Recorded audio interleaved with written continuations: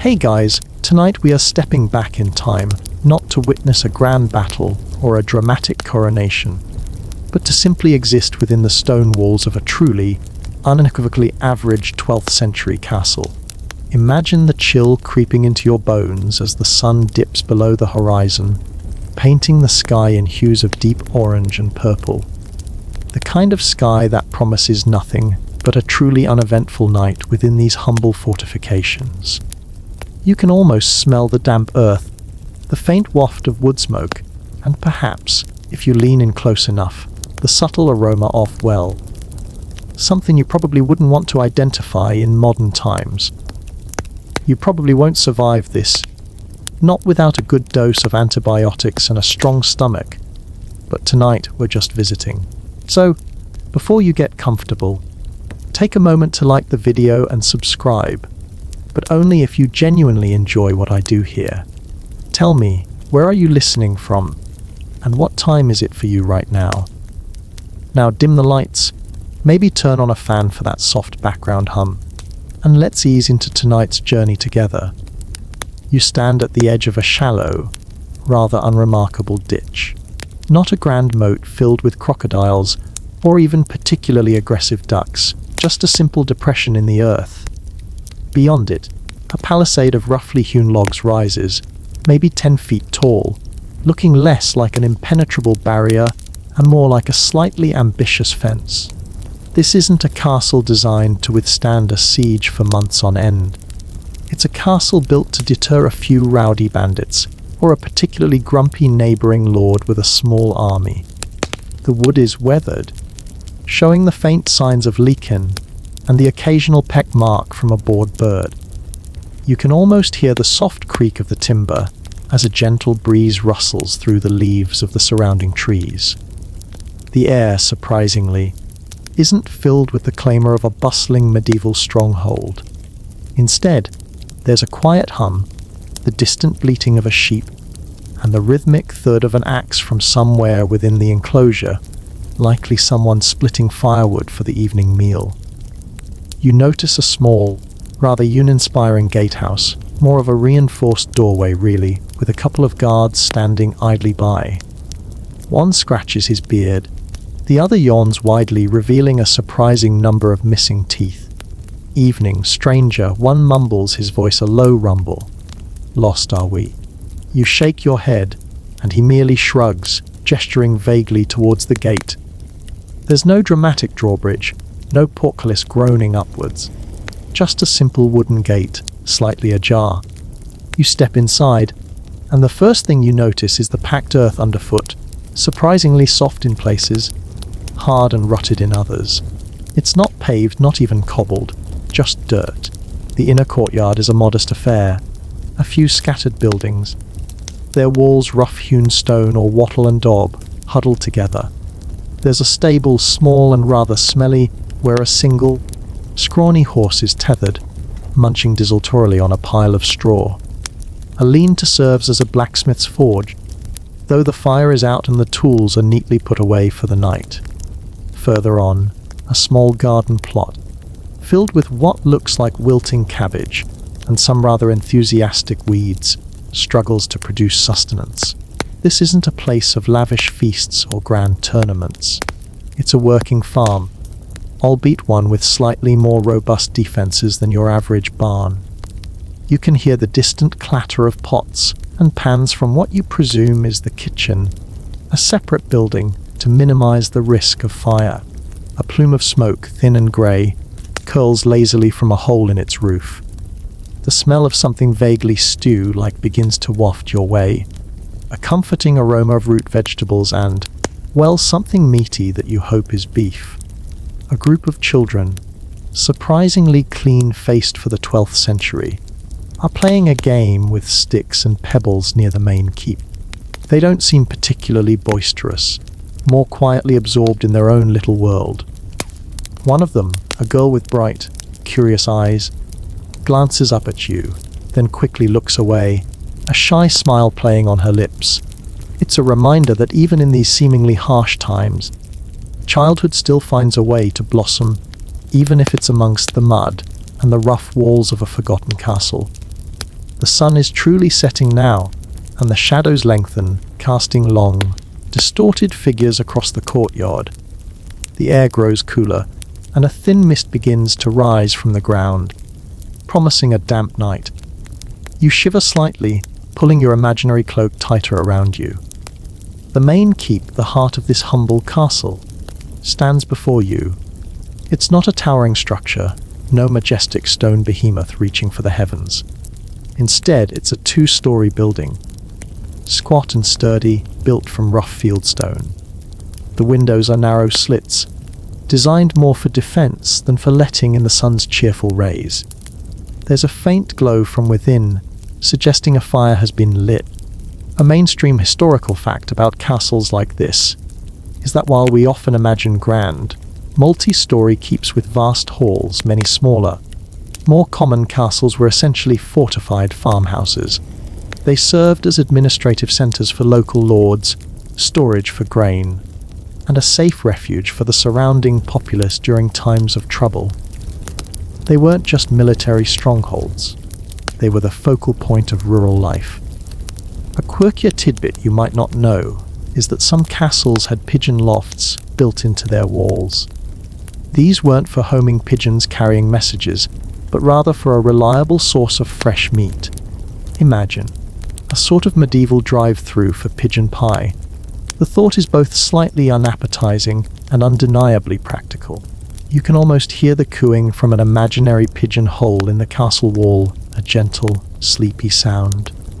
As for a scholarly debate, historians still argue whether the concept of a private castle, meaning one truly owned and operated solely by a lord without any oversight, truly existed in the 12th century, or if all castles, even the most humble, had some form of feudal obligation or royal claim attached to them. It's a fascinating question that speaks to the complex web of power and land ownership in the medieval era. It's also the kind of thing you might ponder while watching a particularly slow-moving cloud drift across the darkening sky. You approach the keep's entrance. There's no grand archway, just a sturdy wooden door, reinforced with iron bands, slightly ajar. A waft of wood smoke and roasting meat hits you now, much stronger than before. You push the door open, and a wave of warmth washes over you. A welcome reprieve from the encroaching chill. The interior is dim, lit by the flickering flames of a large stone hearth dominating one wall. A robust fire crackles merrily, sending sparks dancing up the chimney. The room is surprisingly sparse. A few rough wooden tables and benches are arranged haphazardly. The floor is packed earth, similar to the courtyard, but worn smooth in places from countless footsteps. There's a faint smell of sweat, old oil, and something vaguely metallic, like rust. A grizzled old man with a surprisingly cheerful disposition sits by the fire, sharpening a small knife on a whetstone. He looks up as you enter, his eyes twinkling in the firelight. "Welcome, traveler," he says, his voice raspy but kind. Come in, come in." The night grows cold. He gestures to an empty spot on a bench near the fire. You take a seat, feeling the warmth seep into your bones. The silence that follows isn't awkward, but rather a comfortable stillness, punctuated only by the crackle of the fire and the gentle scraping of the knife against the stone. It's the kind of silence that invites contemplation, or perhaps just a good, long stretch. You feel a surprising sense of peace in this unassuming castle, a quiet respite from the bustling world outside. It's a reminder that sometimes the most profound experiences are found in the most ordinary of places. This isn't the stuff of legends, but it is, in its own way, perfectly, wonderfully real. Just like the slight scent of old socks that seems to be lingering in the corner. Honestly, it's a miracle they invented deodorant. As you settle onto the rough wooden bench, the warmth from the roaring fire begins to truly penetrate your imaginary medieval clothing. It's a dry, comforting heat, far more immediate and less drafty than the open air you've just left. The old man, still sharpening his knife, glances at you with a knowing look. "Long day, eh?"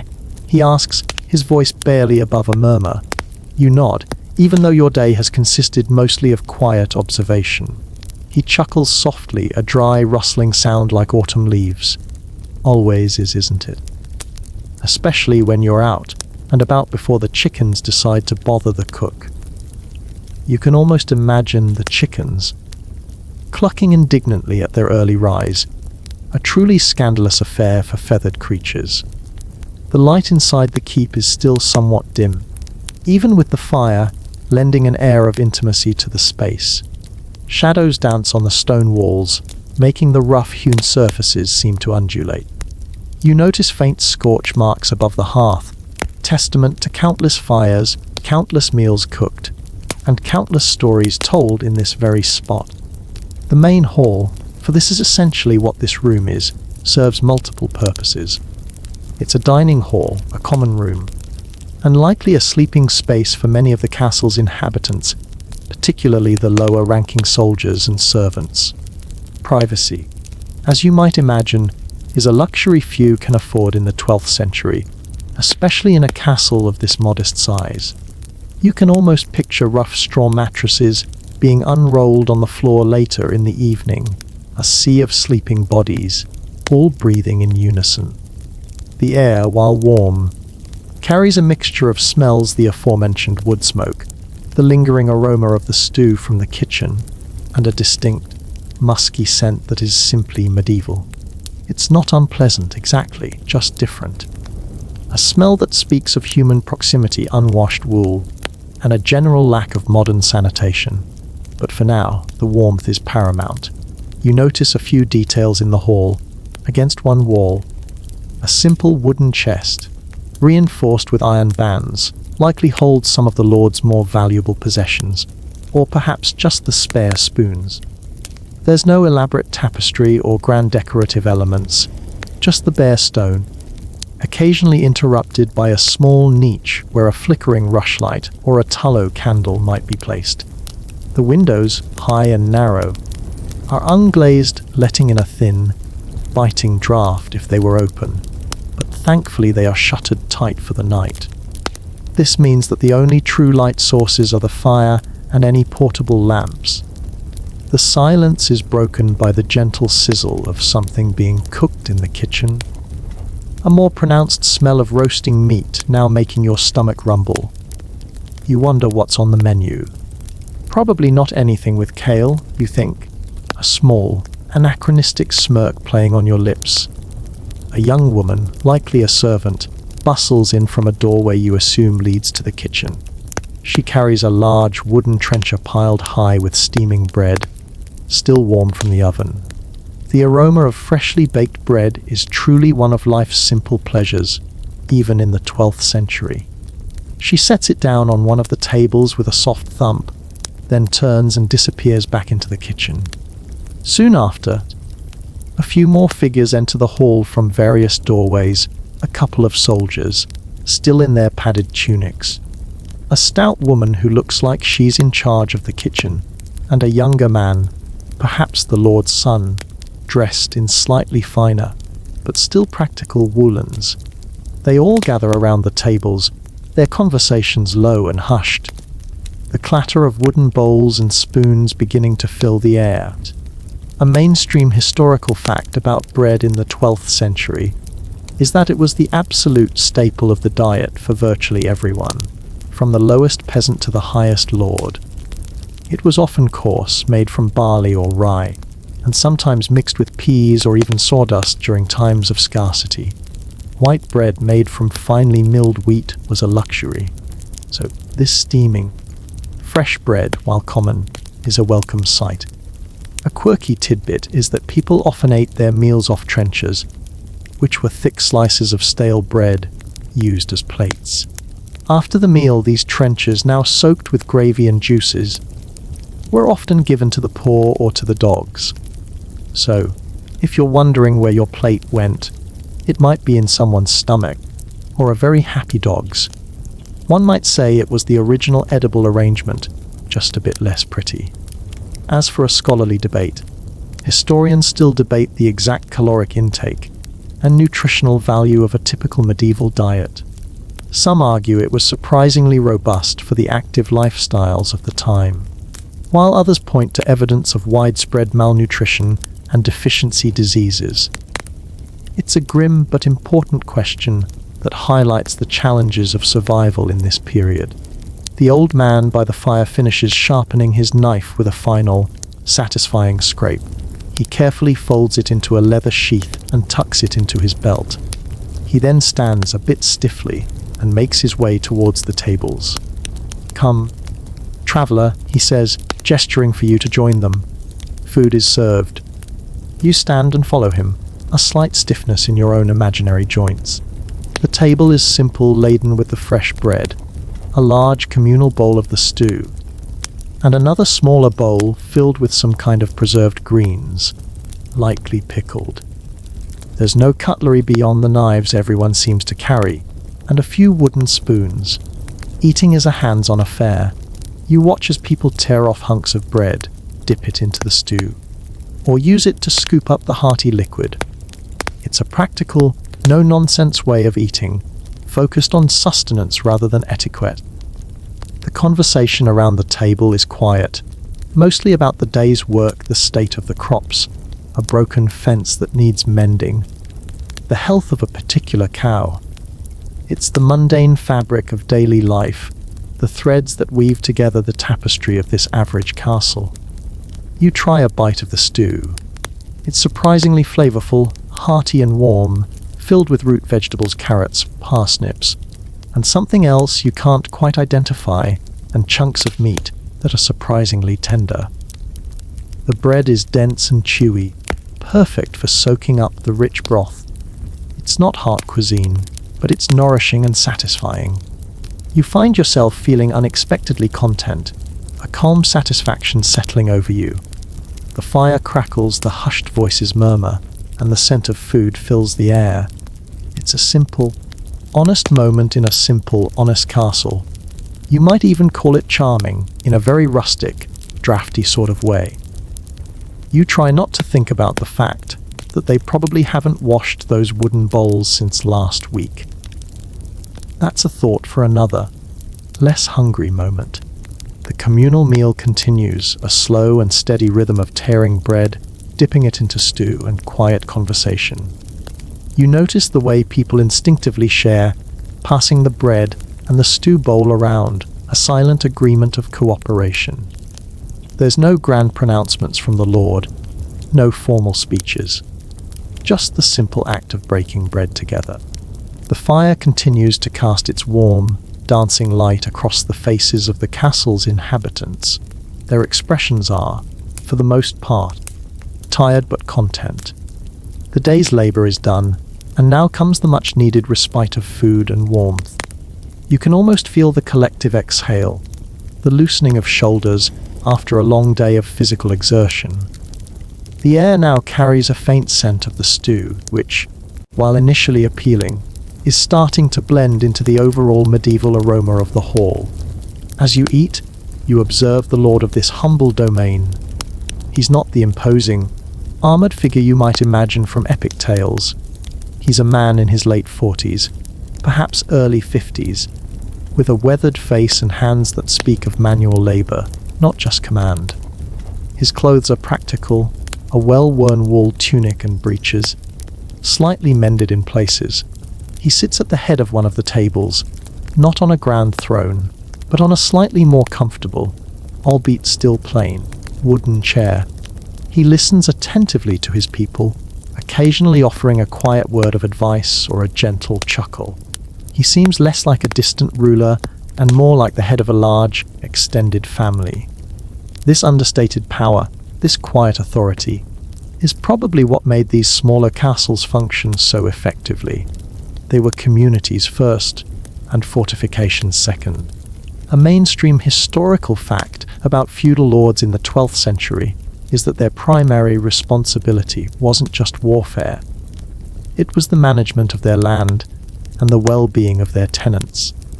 This included overseeing agricultural production, administering justice, and ensuring the local defense. A lord like this one would be intimately involved in the daily workings of his estate. not just sitting in his castle.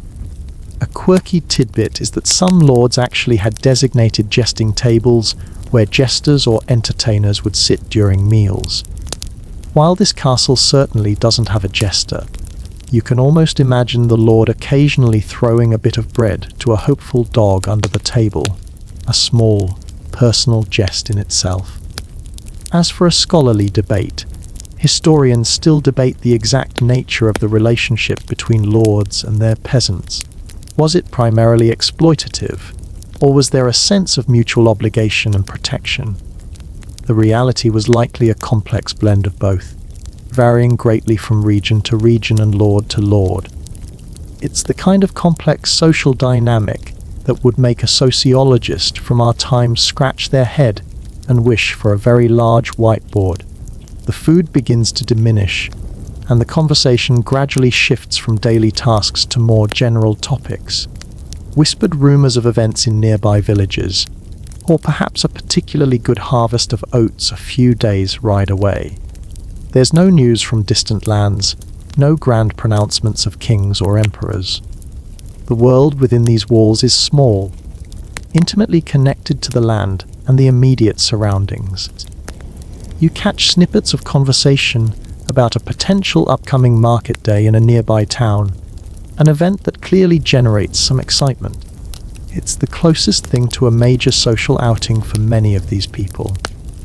You notice the kitchen woman, who is now collecting the empty wooden bowls and the now soggy bread trenchers. She moves efficiently, her movements practiced and economical. The children, their bellies full, have drifted back to their quiet games in a corner of the hall, their stick and pebble game now involving much more serious strategizing. The light is growing even dimmer, the fire the dominant source of illumination. The shadows stretch and shrink, making the space feel both larger and more intimate at the same time. The air, while still carrying the medieval mix of scents, is now infused with the subtle sweetness of wood smoke and the comforting aroma of something being heated for a bedtime drink, perhaps a watered-down ale or herbal concoction. The old man who greeted you earlier, who now sits across from you, takes a long sip from a wooden cup. He nods towards the fire. "A good fire makes a good night, wouldn't you agree?" he says, his eyes twinkling. You nod in agreement. "Keeps the spirits up too," he adds with a wink. "And the rat's out, mostly." You chuckle softly. It's a simple kind of humor, rooted in the practicalities of survival, but undeniably charming.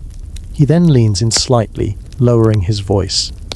"You know, they say this old place used to have a resident ghost. A grumpy knight who lost his favorite sword in the cellar, always grumbling about it, apparently." He pauses for effect. "Mind you, I've never seen him. Probably just someone misplacing a shovel after a long day." You smile. It's a perfectly plausible explanation for a medieval mystery. The hour is growing late. People begin to drift away from the tables, some heading for their own small quarters within the keep, others preparing to unroll their straw mattresses on the hall floor. The lord himself rises, bidding everyone a quiet good night.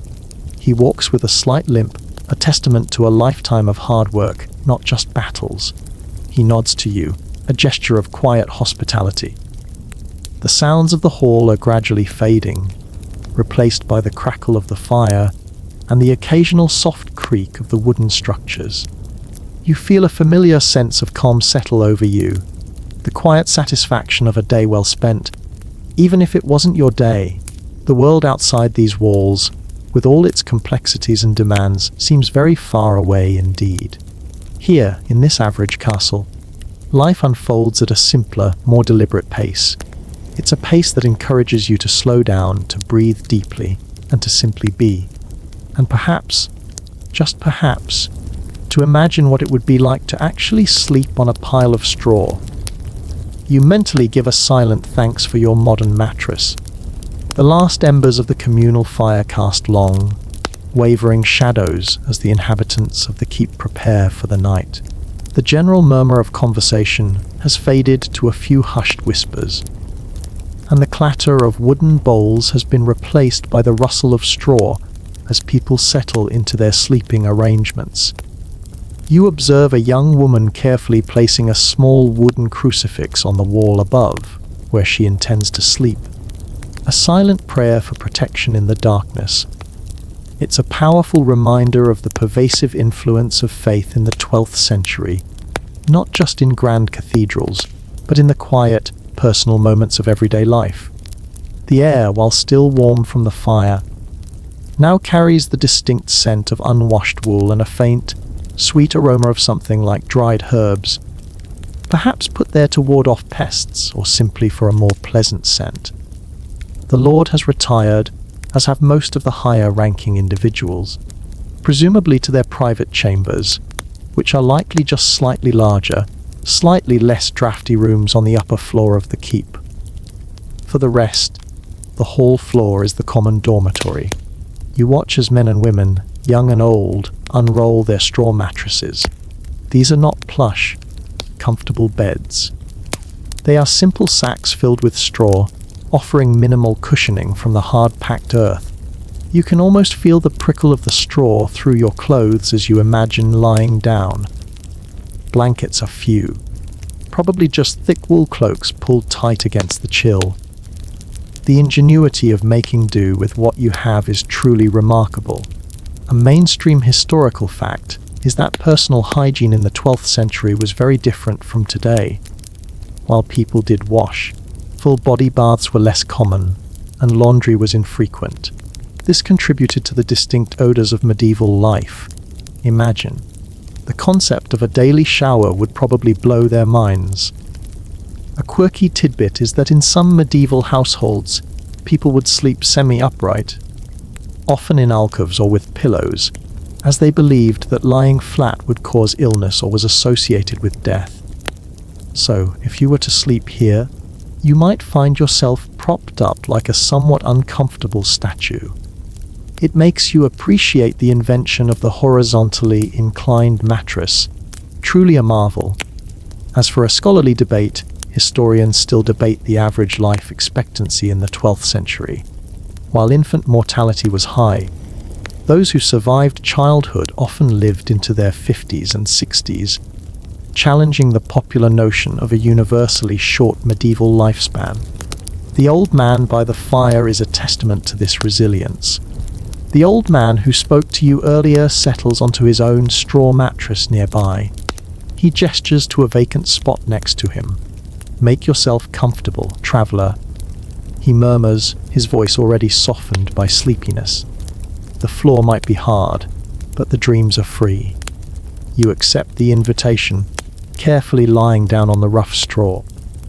It's surprisingly lumpy, and you can feel the distinct presence of the earth beneath. The faint rustle of the straw as people shift and settle is the predominant sound. The fire, which was once so vibrant, is now just a bed of glowing embers, casting a deep orange glow that barely penetrates the far corners of the hall. The air is still, no drafts here.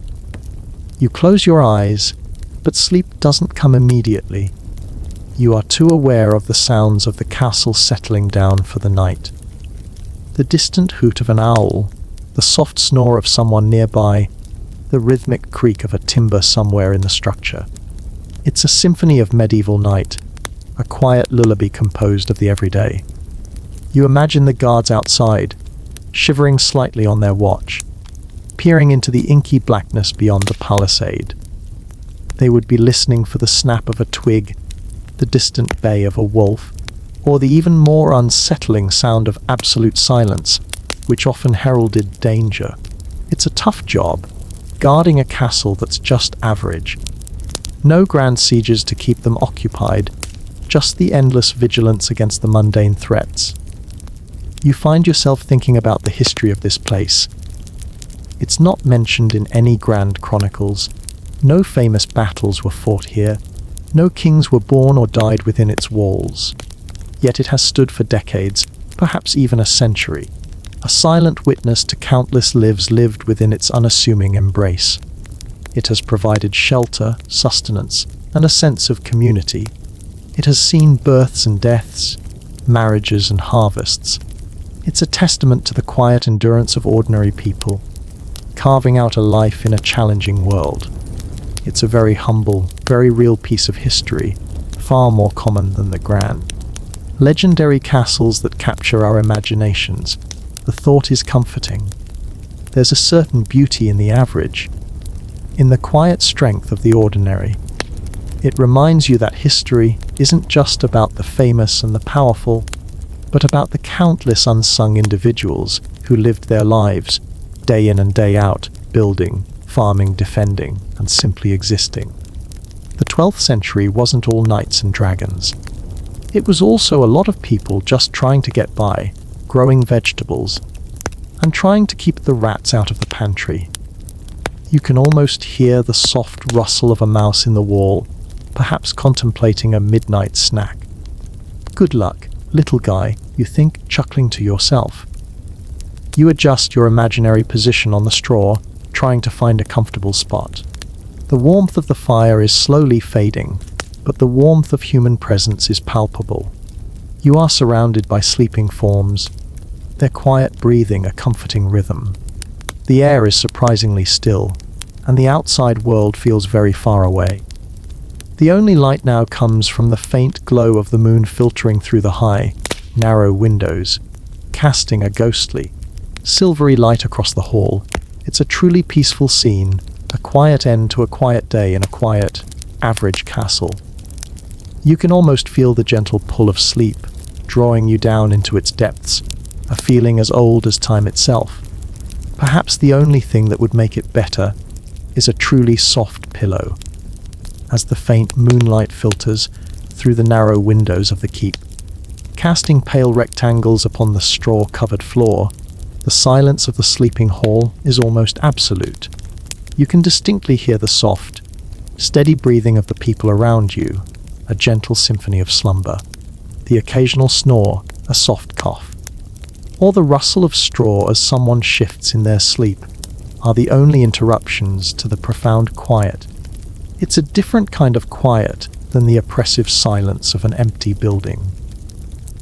This is a quiet filled with the quiet energy of human presence, a comfortable quiet that speaks of shared space and a communal sense of security. The air, though still carrying the faint scent of wood smoke and damp earth, feels heavier, denser, as if holding the very dreams of the castle's inhabitants within its invisible embrace. You lie there, not quite asleep, not quite awake, simply existing within this ancient space. The rough straw beneath you is no softer, but you've begun to acclimate to its unyielding nature. It's a testament to human adaptability, the way we can adjust to even the most rudimentary of comforts, when the alternative is nothing at all. You contemplate the ingenuity of those who built this place, not with grand designs, but with practical necessity. Every stone laid, every timber placed, was for a purpose: to provide shelter, to offer protection, to endure. This castle, in its very averageness, feels deeply authentic, more real than any pristine, restored museum piece. It has seen life, it has endured, and it continues to stand, a silent sentinel of the past. A mainstream historical fact about medieval sleep patterns is that they were often segmented, meaning people would sleep for a few hours, wake up for a period, perhaps to pray, tend to a fire, or do some quiet work, and then go back to sleep for another few hours. This is sometimes referred to as first sleep and second sleep.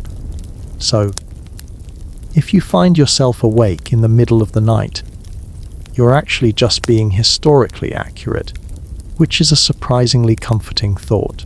A quirky tidbit is that some medieval people believed that nightmares were caused by small demons sitting on your chest. So, if you were to wake up with a feeling of dread, you might attribute it to a tiny, very rude demon, rather than indigestion. It's a more imaginative explanation than simply having eaten too much stew, perhaps. As for a scholarly debate, historians still debate the exact reasons for the shift from segmented sleep to the continuous sleep patterns common today. Was it the advent of artificial lighting, changes in work patterns, or perhaps a more subtle shift in cultural norms? It's a question that delves into the very core of our daily rhythms. You imagine the 12th century night stretching out beyond the castle walls.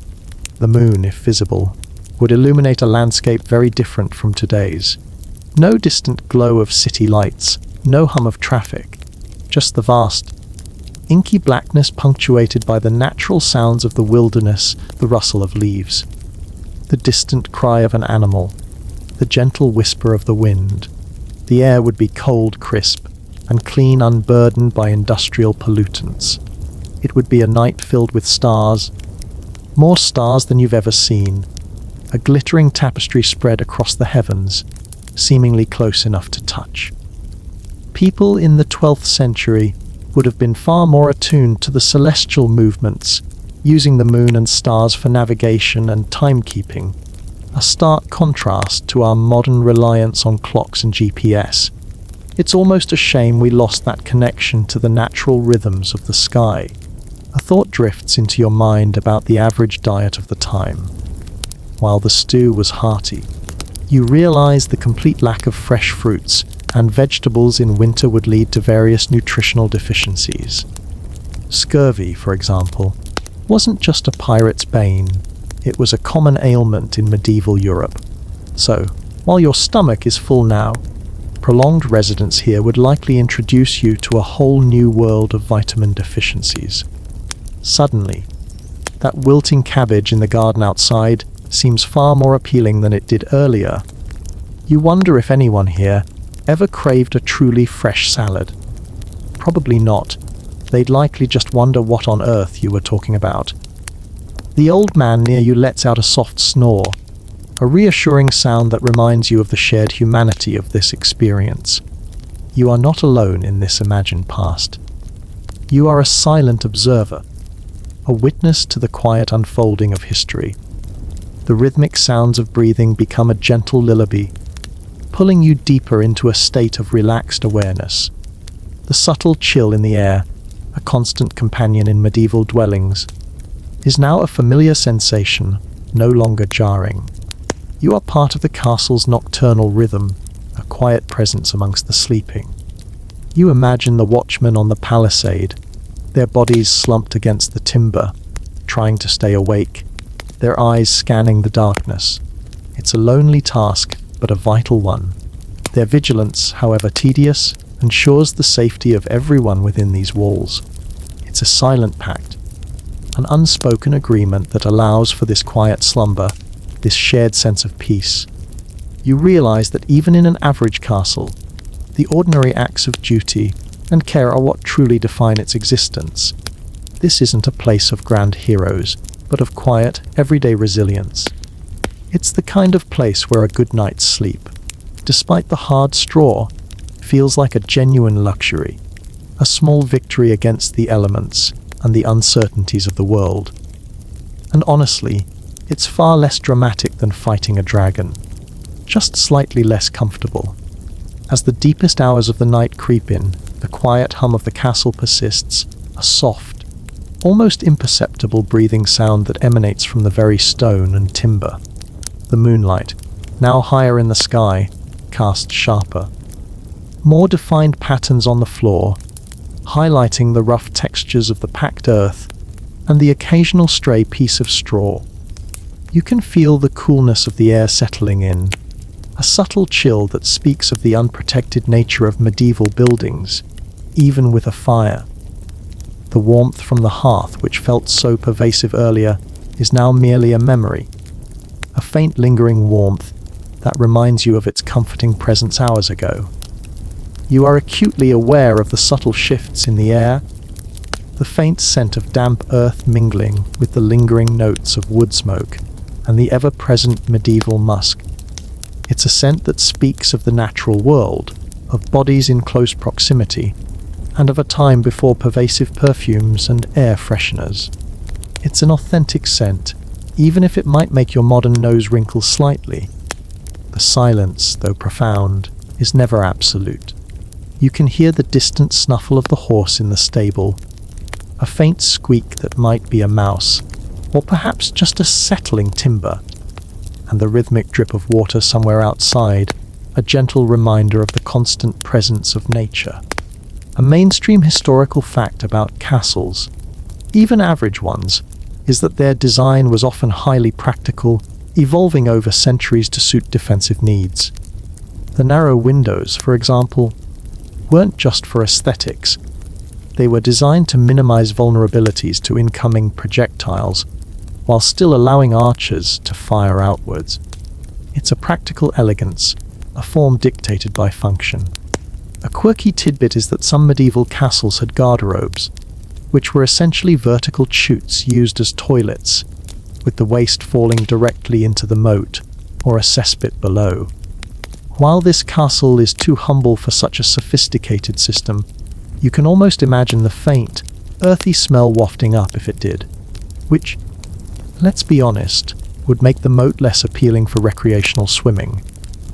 As for a scholarly debate, historians still debate the exact impact of castle building on the environment.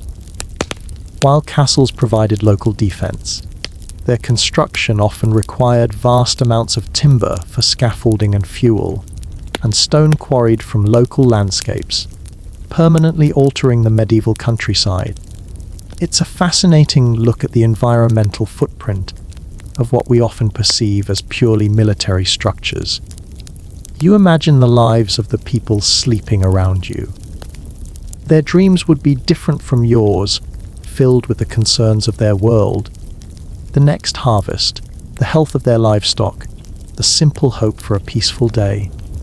They wouldn't dream of flying cars or intergalactic travel. Their dreams would be grounded in the earth, in the realities of their daily existence. It's a humbling thought, a reminder of the vast chasm of experience that separates you from them, and yet, the fundamental human desires remain the same: safety, comfort, and a sense of belonging. They probably dream of a really good loaf of white bread. You think with a gentle internal laugh, that's a dream everyone can get behind. The old man next to you shifts in his sleep, letting out a soft sigh. His breathing remains deep and even. He seems to be truly at peace. You wonder about his life story. How many nights has he slept in this very hall?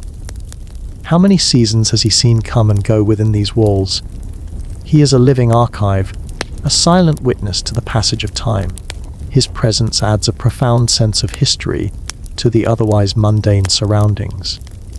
You can almost feel the weight of countless past lives pressing down on you, not in an oppressive way, but in a comforting, grounding sense of connection to something ancient and enduring. The moon is now at its zenith, casting the hall in an ethereal glow. The shadows have retreated, becoming softer, less defined. The stones of the wall seem to absorb the silvery light, holding it within their ancient pores.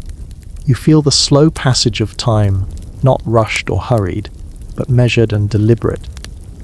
It's a good kind of slowness, a slowness that allows for contemplation, for gentle drifting. There's no pressure to do anything, to be anywhere. You are simply here in this moment, in this average 12th century castle, existing. A thought about medieval fashion drifts through your mind. All that heavy wool and linen, worn day in and day out, without the benefit of modern laundry techniques. You can almost imagine the subtle scratchiness of the fabric, the lingering scent of dampness. Yet, these clothes were practical, designed for warmth and durability in a world without central heating or quick fashion cycles. Every stitch, every patch had a purpose. It makes you appreciate the simplicity and perhaps the robustness of their attire. You probably wouldn't win any fashion awards, but you'd definitely be warm. The quiet continues deep and profound. The only sounds are the occasional creaks of the old building, settling into itself, and the steady, soft rhythm of breathing. It's a true testament to the quiet power of the average. This castle, unsung and unremarkable in the grand sweep of history, is precisely what makes it so compelling. It offers a window into the genuine, everyday experience of life in the past, far removed from the romanticized notions of knights and ladies. It's a quiet, comforting truth. And for tonight, it's exactly where you need to be. You can almost feel yourself drifting, becoming one with the quiet, sleepy rhythms of the ancient keep. The lure of true sleep is strong, a gentle current pulling you deeper. A subtle shift in the air, a faint chill that deepens ever so slightly, signals the approach of the pre-dawn hours. The moonlight, which had been so clear and defined, now seems to diffuse, softening the edges of the room and painting everything in shades of muted grey. The sounds remain minimal. The occasional rustle of straw as someone adjusts, a distant hoot, perhaps the same owl from earlier, a lonely sentinel in the fading night. You are aware of a heightened stillness, a quiet anticipation that permeates the sleeping hall, as if the castle itself is holding its breath before the inevitable arrival of the new day. You continue to lie on the straw, now fully accustomed to its texture and the faint firmness beneath. The air, while cool, has a freshness to it, a clean, earthy scent that hints at the dew-laden world outside. You imagine the dewdrops clinging to the palisade, sparkling faintly in the nascent light, a million tiny diamonds adorning the simple wooden fence. The thought is surprisingly beautiful, a testament to the quiet beauty found even in the most unpretentious of settings. This castle, despite its lack of grandeur, possesses its own unique charm, a quiet dignity born of resilience and utility. A mainstream historical fact about medieval life is that days were often dictated by the sun. People rose with the sun and went to bed not long after it set, relying on natural light. This also meant that winter days were significantly shorter and more challenging, with longer periods of darkness to endure. A quirky tidbit is that some medieval remedies for sleeplessness included placing a bag of hops under your pillow or sprinkling poppy seeds on your bed. While you don't have access to such remedies, the natural quiet of the castle is a potent sleep aid in itself. As for a scholarly debate, historians still debate the prevalence of illiteracy in the 12th century. While most common people were illiterate, there was a growing emphasis on literacy within monastic orders and among some members of the nobility, suggesting a more complex picture than a simple widespread inability to read or write. It's a good thing this particular story doesn't require you to fill out a long legal document. You consider the lives of the guards who would have maintained watch through these long, dark hours. Their shift would be ending soon, a welcome relief from the biting chill and the constant vigilance. They would be tired, their eyes heavy-lidded, perhaps dreaming of a warm drink and a brief nap before the demands of the new day began. Their dedication, however unremarked upon, was vital to the security of the castle. It's easy to overlook the mundane, but it's often in the mundane that the true strength of a system lies. You reflect on the simplicity of the technology available in the 12th century. No electricity, no running water within the walls, no modern conveniences whatsoever. Everything was done by hand, with the aid of simple tools and the strength of human and animal labor. It makes you realize the sheer amount of effort that went into everyday tasks that we now take for granted. Building this castle, cultivating the land, preparing meals, each task was a labor-intensive undertaking. It's a humbling thought, making you appreciate the ease of your own modern existence, from flipping a light switch to turning on a faucet. A faint, almost imperceptible lightning appears at the edge of the highest, narrow windows. It's not the bright, immediate arrival of a modern sunrise, but a slow, gradual brightening, like a watercolor painting slowly gaining color. The deep grays begin to soften, hinting at the pale blues and purples that will soon emerge. The sounds of the castle remain hushed, but there's a subtle shift in the quality of the quiet, a faint murmur that suggests an imminent stir. Perhaps a rooster crowing in the distance, a slightly premature wake-up call, or the soft whicker of the horse in the stable. You feel a gentle awakening stirring within you, a natural response to the subtle changes in the environment. Your body, accustomed to the rhythms of the sun, begins to prepare for the day. There's no alarm clock, no jarring sound to rip you from your slumber, just the gentle, persistent insistence of the dawn. It's a peaceful way to wake, a slow transition from the world of dreams to the world of waking reality. You can almost feel the gentle stretch of your imaginary muscles, preparing for the day ahead, however uneventful it may be. You might even imagine the faint smell of bread starting to bake in the kitchen, a comforting promise of the morning meal. Or perhaps the scent of wood smoke, rekindled as someone in the kitchen begins to stoke the embers for the morning fire. These subtle sensory details are what truly bring this average castle to life, making it a tangible, breathable space, not just a historical concept. The sense of calm remains, however, a peaceful continuation of the night's gentle lull. This average castle, it turns out, is remarkably good at providing a sense of quietude. Perhaps it's just the sheer lack of distractions. No internet to scroll, no notifications to answer, just the quiet hum of history and the gentle anticipation of a new average day. The light continues to deepen, the subtle shades of pre-dawn grey giving way to a pale, pearly light that slowly fills the keep. The outlines of the stone walls become sharper, the wooden tables more distinct. You can now clearly see the textures of the packed earth floor, the dust motes dancing in the faint light filtering through the high windows. The air, while still cool, has a crispness to it, a refreshing quality that invigorates the senses after the stagnant air of the deep night. A faint, distant sound of birdsong begins to filter in, a gentle chorus that heralds the official arrival of the day. The first stirrings within the hall are gradual. A low groan from a sleeping form, a gentle cough, the rustle of straw becoming more frequent as people begin to stretch and awaken. The old man next to you stirs, letting out a deep sigh before slowly sitting up. He rubs his eyes, then glances at you with a sleepy smile. "Morning, traveller," he rasps, his voice still thick with sleep. "Another day to not get eaten by a wolf." You return his smile, a silent acknowledgement of the daily victory against the unpredictable dangers of the medieval world. It's a very specific brand of morning humour. You think, one born of a life lived close to the earth. A mainstream historical fact about medieval mornings is that they often began with prayers.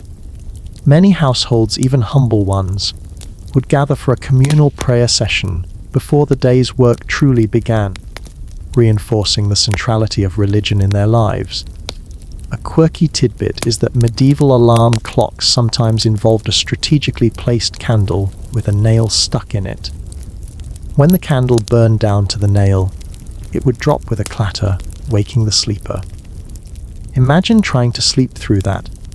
As for a scholarly debate, historians still debate the average number of hours people slept in the 12th century. While segmented sleep was common, the overall duration of sleep likely varied based on season, workload, and social status. It's a question that highlights the vast differences in daily routines compared to modern times. The sounds of awakening become more pronounced. The kitchen woman, you presume, is already up, as you hear the faint clang of a pot, and the distinct aroma of wood smoke, stronger now, as she rekindles the fire. Soon, the comforting scent of boiling water, and perhaps some kind of grain porridge begins to waft through the hall. It's not the elaborate breakfast of a modern hotel, but it's warm, nourishing, and functional. You can almost feel the subtle rumbling in your stomach, anticipating the simple morning meal. People slowly begin to rise, stretching stiffly, their movements deliberate and unhurried. There's no rush, no immediate dash to get ready for a commute or a busy workday. The pace of life here is slow, dictated by the natural rhythms of the sun and the demands of agricultural labor. You notice a few individuals heading towards a small, inconspicuous door at the back of the hall, presumably leading to some basic latrine facilities. It's a reminder of the often unspoken realities of medieval sanitation, which, while functional, were certainly not luxurious. The lord of the castle also emerges from his private quarters, looking perhaps a bit less tired than the others, but still with the same quiet dignity. He greets his people with a nod and a few murmured words, already discussing the day's tasks with his reeve, a sort of estate manager. You realize that even in an average castle, the lord's day is a busy one, filled with administrative duties, overseeing the agricultural work, and ensuring the smooth functioning of his small domain. His authority isn't based on grand pronouncements, but on his consistent presence and his practical involvement in the daily affairs of the community. He's not a king on a throne, but a manager in the mud. You stretch, feeling the slight stiffness in your own imaginary limbs from your night on the straw. It's a surprisingly authentic sensation. The feeling of awakening in this ancient space is truly unique, a blend of historical immersion and quiet contemplation. You are witnessing the dawn of a new day in a past that feels very much alive. The light outside the narrow windows grows stronger, painting the courtyard in a soft, ethereal glow. The sounds of the birds outside become louder, more insistent, a cheerful symphony of the waking world. A small group of guards, their watch now finished, enter the hall, rubbing their arms against the chill. They look tired but relieved. They nod to their comrades, a silent acknowledgement of a shared duty completed. They'll soon be finding a warm spot by the rekindled fire, perhaps for a brief rest before the demands of the day pull them into new tasks. It's a continuous cycle of labor and rest, a rhythm that has governed human existence for millennia. You find yourself feeling a quiet appreciation for the simplicity of it all, the clear purpose that defines each day. There's no existential dread here, just the daily grind, and the surprising comfort of belonging to something tangible. It's almost enough to make you consider a simpler life almost. You do still prefer your modern coffee. As the morning light strengthens, washing over the common hall, the quiet stirrings of the castle inhabitants transform into a gentle hum of activity. The smell of burning wood from the hearth, now robust and warm, mingles with the subtle aroma of boiling grain, creating a comforting, earthy breakfast scent. People are slowly gathering around the tables, some still rubbing sleep from their eyes, others already engaged in quiet conversation about the day's tasks. There's a sense of purpose in their movements, a quiet understanding of what needs to be done. It's a microcosm of human endeavor, unfolding in a setting that feels both ancient and remarkably timeless. You watch as the kitchen woman, her face flushed from the heat of the fire, brings out a large wooden bowl of steaming porridge. It's thick and substantial, likely made from oats or barley, and served with a few wooden spoons. People help themselves, a silent agreement to share the morning sustenance. This isn't a place of individual servings or fancy tableware. It's about communal eating, a shared resource for a shared life. You take a metaphorical spoonful. It's bland but warm and filling. Exactly what you'd expect from a 12th century breakfast designed for sustenance. It lacks the sugar and fruit of your modern cereals, but it provides the necessary fuel for a day of physical labor. A mainstream historical fact about medieval food is that while meat was consumed, particularly by the nobility, grains formed the bulk of the diet for most people. Porridge, or pottage as it was often called, was a common and versatile dish, often supplemented with whatever vegetables were available. A quirky tidbit is that medieval people didn't use forks. They ate mostly with spoons, knives, or their hands. So, if you were to ask for a fork, you might get a very confused look, or perhaps a lecture on proper table manners, which would be entirely different from ours. As for a scholarly debate, historians still debate the exact impact of climate changes, such as the medieval warm period and the Little Ice Age, on agricultural output and food security in medieval Europe. It's a complex interplay of natural phenomena and human resilience. It also makes you grateful for modern climate control. The conversations around the table are practical and focused on the immediate future. Discussions revolve around mending a tool, tending to a specific field, or the needs of the livestock. There's no talk of politics or grand philosophical ideas. Their world is defined by the practicalities of survival and the demands of the land. It's a refreshing change from the constant barrage of information and abstract concerns of your own time. Here, the world is tangible, immediate, and understandable. You notice the Lord interacting with his people, listening intently to their concerns, offering practical advice, and making decisions that affect the daily lives of everyone in the castle. He doesn't command with a booming voice or grand gestures. His authority comes from his steady presence and his demonstrable concern for his community. He seems to genuinely care about the well-being of his tenants, a positive example of a feudal lord who understands his responsibilities. He's the kind of boss who would probably know your grandmother's name and how many sheep she owned. After the meal, people begin to disperse. The men grab their tools, shovels, hoes, axes, and head out into the crisp morning air, their footsteps echoing softly on the packed earth of the courtyard. The women move towards the kitchen or the laundry area, preparing for their own day of tasks. The children, now more boisterous, spill out into the courtyard. Their quiet games of the night replaced by louder, more energetic play under the watchful eye of an older sibling or a busy adult. The castle, which felt so still and sleepy just moments ago, is now alive with the quiet energy of daily life. You step outside into the courtyard. The sun is now fully risen, casting a warm, golden light across the palisade and the stone walls of the keep. The dew glistens on the grass, and the air is fresh and invigorating. The distant bleating of sheep is louder now, and you can hear the soft lowing of cows from a nearby pasture. The sounds of the working day are beginning, the rhythmic thud of an axe from the wood pile, the distant shouts of men working in the fields, the cheerful chatter of children playing. It's a world of sensory input, a vivid tapestry of sights, sounds, and smells. You take a deep breath, filling your lungs with the fresh, crisp air. It's a simple pleasure, one often overlooked in the hurried pace of modern life. Here, in this average 12th century castle, there is a profound connection to the natural world, a constant awareness of the elements and the rhythms of the land. It's a connection that fosters a sense of resilience, a quiet acceptance of the challenges and the simple joys of existence.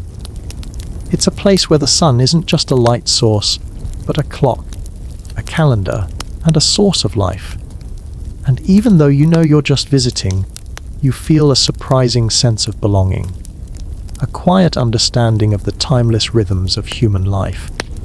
You might even consider volunteering to help with the farming, just for a moment, before remembering the lack of comfortable work boots. As the sun climbs higher in the morning sky, casting long, slender shadows across the courtyard, the castle truly awakens to its daily rhythm. The sounds of industry fill the air, the rhythmic clang of the blacksmith's hammer from the lean to forge, the distant shouts of the men working in the fields beyond the palisade, and the cheerful, if sometimes slightly whiny, chatter of the children at play. You observe the activities, a quiet observer of this living historical tableau. The blacksmith, a burly man with soot-stained hands, is expertly shaping a piece of glowing iron, the sparks flying with each forceful strike of his hammer. The metallic tang of hot iron and coal smoke drifts on the breeze, a distinctly industrial scent in an otherwise agrarian setting. You notice a few women gathered by a large wooden trough, scrubbing clothes with strong soap made from lye and animal fat. The rhythmic sloshing of water and the slap of fabric against wood creates another layer of sound. It's hard work, demanding physical exertion and a stark contrast to the convenience of modern washing machines. Their hands are red and chapped, but their conversation is lively, a testament to the human spirit's ability to find joy and connection even amidst arduous tasks. You can almost feel the chill of the water and the burn of the soap on your own imaginary hands. A mainstream historical fact about medieval economy is that it was primarily agrarian, with most people engaged in farming or related activities. Trade existed, but it was often localized, with major towns and markets serving as centers for exchange. The blacksmith, while essential, would be a skilled craftsman, providing tools and repairs for the immediate community. A quirky tidbit is that medieval laundresses sometimes used urine, particularly stale urine, as a powerful cleaning agent for stubborn stains due to its ammonia content. Suddenly, those clean-faced children seem even more impressive. As for a scholarly debate, historians still debate the extent to which medieval peasants had agency and control over their own lives versus being entirely bound by the feudal system. While certainly restricted, evidence suggests various forms of resistance and negotiation, indicating a more nuanced power dynamic than often portrayed. It's a fascinating look at the subtle ways people navigated their lives. The castle's defenses, while modest, are still maintained. You see a couple of the guards from last night now inspecting the palisade, ensuring no logs are loose, no weak spots have appeared. They carry simple spears, their movements efficient and practiced. They are not preparing for a grand battle, but for the ongoing vigilance required to protect the community from common threats. Opportunistic bandits, wild animals, or the occasional disgruntled neighbor. Their duty is a continuous one, a quiet commitment to security. You wander towards the small garden plot you noticed yesterday. The wilting cabbage seems to have perked up slightly in the morning sun, and you can see rows of other humble vegetables: turnips, parsnips, and some hardy greens. This garden is not for leisure. It's a vital source of sustenance, carefully tended to supplement the staple grains and limited meat. Every vegetable grown is a small victory against hunger, a tangible contribution to the castle's self-sufficiency. It makes you appreciate the profound connection these people had to the land, a connection that is largely lost in our modern, food-abundant world. The sound of children's laughter drifts over, more boisterous now. They are playing a game of tag, weaving between the buildings, their energy boundless. Despite the hardships of their world, childhood still finds a way to express itself in simple joys and playful exuberance. You notice an older woman, perhaps a grandmother, sitting on a low stool outside one of the smaller buildings, mending a piece of fabric with nimble fingers. Her movements are slow and deliberate, a testament to years of practiced skill. She hums softly to herself, a tuneless melody that speaks of quiet contentment. A gentle breeze rustles through the leaves of the surrounding trees, bringing with it the faint scent of pine and damp earth. The sky is a brilliant blue, with fluffy white clouds drifting lazily by. It's a beautiful day, a perfect day for work and for simply existing. The castle, in its unassuming way, feels like a living organism, breathing and functioning, each part contributing to the whole. There's a certain poetry in its simplicity, a quiet dignity in its practicality. You feel a sense of profound calm settling over you, a quiet appreciation for this slice of life, far removed from the constant demands and complexities of your own time. Here, the concerns are basic but vital. The achievements are small but meaningful.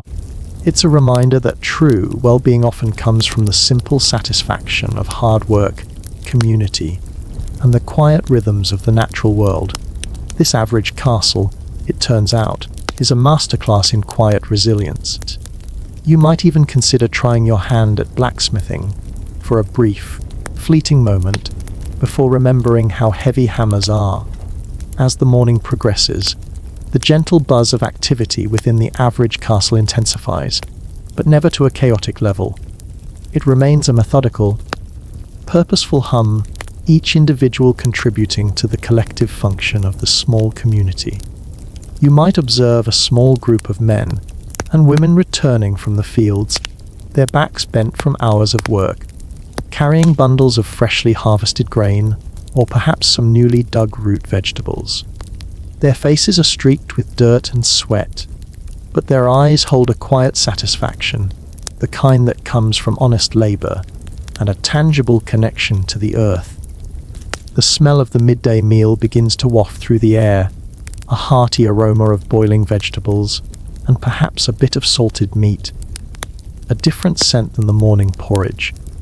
It's a smell that promises warmth and sustenance, a much-needed break from the physical demands of the day.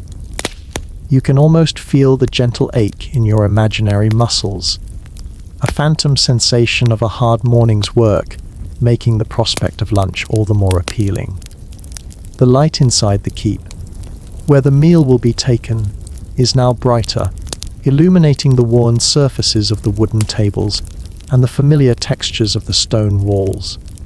A mainstream historical fact about medieval meals is that they often involved a limited range of ingredients due to seasonal availability and preservation challenges. Salting, smoking, and pickling were common methods to extend the shelf life of food, particularly meat and vegetables for the winter months. A quirky tidbit is that some medieval recipes called for ingredients that would seem strange to us today, such as swan, peacock, or even hedgehog, though these would be for the very wealthy. Luckily, your average castle isn't serving up roasted hedgehog. As for a scholarly debate, historians still debate the average caloric intake and nutritional adequacy of the medieval diet. While often monotonous, the diet was typically high in fiber and complex carbohydrates, providing ample energy for physically demanding lifestyles. It's a reminder that healthy food has looked very different throughout history. You notice the children, now tired from their morning play, beginning to drift back towards the keep, their laughter less boisterous, replaced by a softer chatter.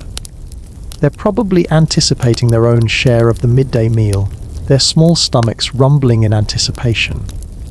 An older woman, perhaps a teacher or a wise elder, gathers a few of them around her, beginning to tell a quiet story, her voice a low, soothing murmur. It's a moment of informal education, of passing down knowledge and cultural stories, often through oral tradition. This isn't a place with formal schools for most children. Learning happens through observation, participation, and storytelling. The sounds from the forge continue, the rhythmic clang a constant backdrop to the day's activities. The blacksmith is now working on something smaller, perhaps a hinge or a latch, his movements more precise, less forceful. He is a master of his craft, his skills essential to the functioning of the castle and its surrounding community. You can almost hear the soft sizzle of the hot metal as he plunges it into a barrel of water to cool it, creating a puff of steam that quickly dissipates into the clear morning air. The gentle breeze continues to rustle through the trees outside the palisade, carrying the scent of pine and wildflowers, a refreshing contrast to the more earthy and culinary smells within the castle walls. The sky remains a vibrant blue, dotted with fluffy white clouds, promising a pleasant day for outdoor work. The quiet rhythm of the castle is comforting, a steady beat that speaks of continuity and resilience. There's a certain honesty to it, a lack of pretense that is deeply appealing. You feel the slight shift in the light as the sun moves higher, marking the passage of time without the need for a clock. Here, time is measured by the sun's arc, by the demands of the land, and by the natural rhythms of the body.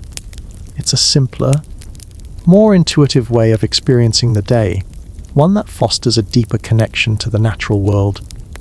There's no rush, no pressure to adhere to a rigid schedule, just the gentle unfolding of the day, task by task, meal by meal. You think about the challenges of life in the 12th century, the ever-present threat of illness, the precariousness of harvests, the constant need for vigilance against external threats. Yet, despite these challenges, there's a quiet strength evident in the faces of the people around you, a resilience born of necessity and community. They face their challenges with a quiet determination, finding strength in their shared endeavors and their collective purpose. This average castle, far from being a place of mere survival, is a place of enduring human spirit, a testament to the ingenuity and fortitude of ordinary people.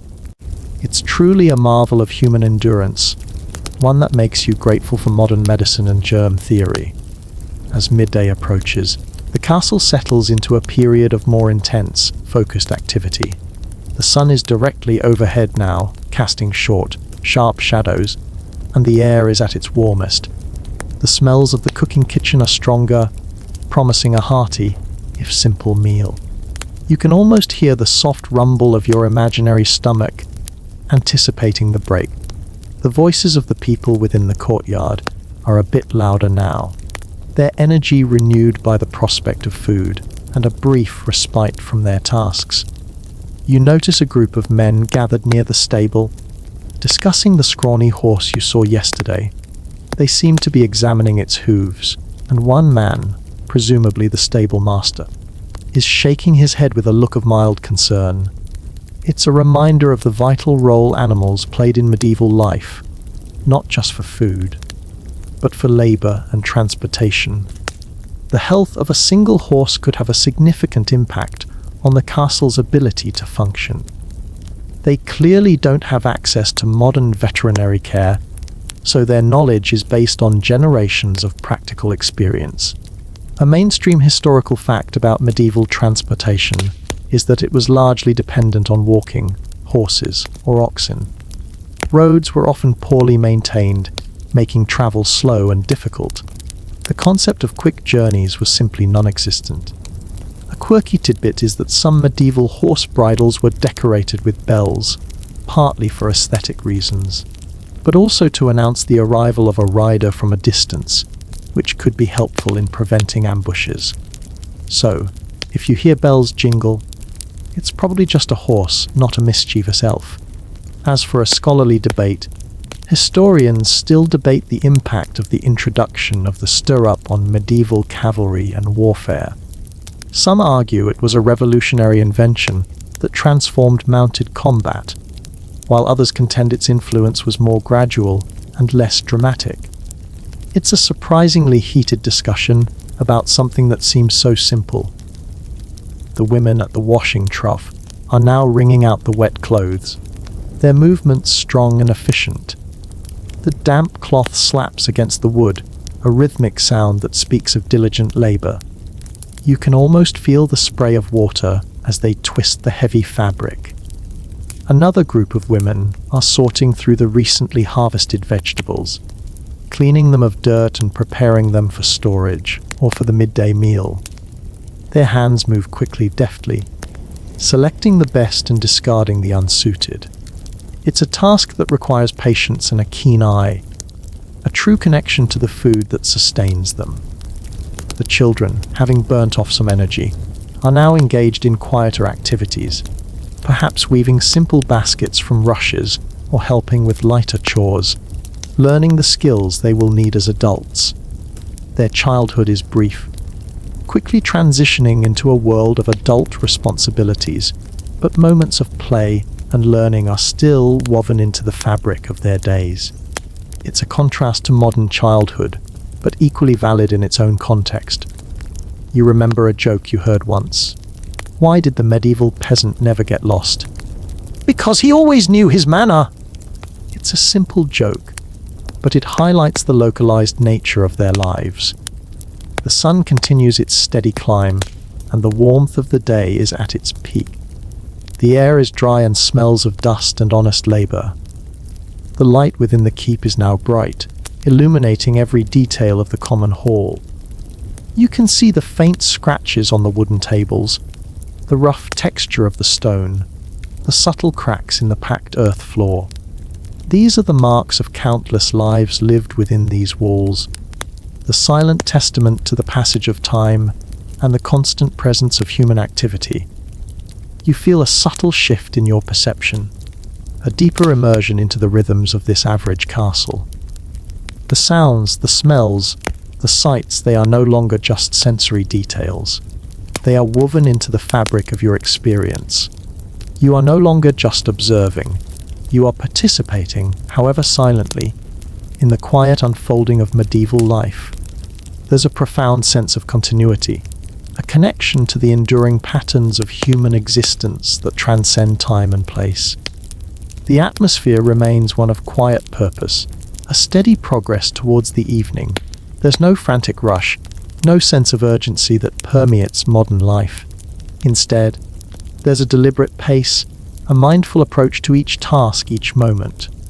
This castle, in its very averageness, offers a masterclass in living in the present, in finding contentment in the simple act of doing, of being. It's truly a soothing antidote to the hustle and bustle of our own time. And as the smell of the midday meal grows stronger, you realize that sometimes the greatest luxury is simply a warm, hearty meal shared in good company, in a place that feels like home. Even if that place means you still can't quite shake the scent of old socks. As the midday sun shines brightly over the average castle, a palpable shift in the atmosphere occurs. The various activities in the courtyard and within the keep begin to slow, a collective anticipation building for the midday meal.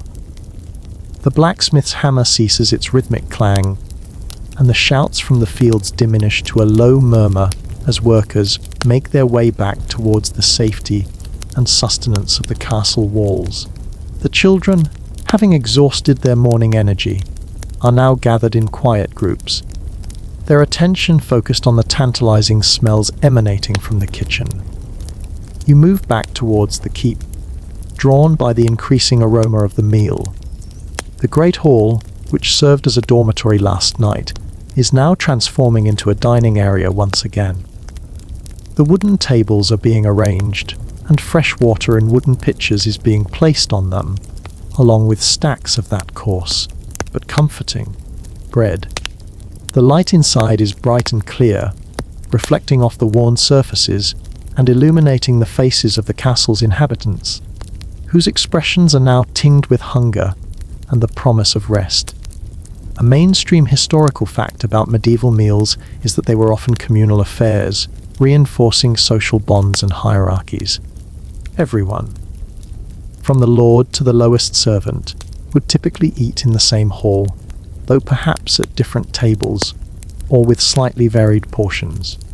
A quirky tidbit is that during medieval meals, people sometimes used their knives to pick their teeth, which was considered acceptable etiquette. So, if you see someone doing that, try not to cringe too much. It's just how they rolled.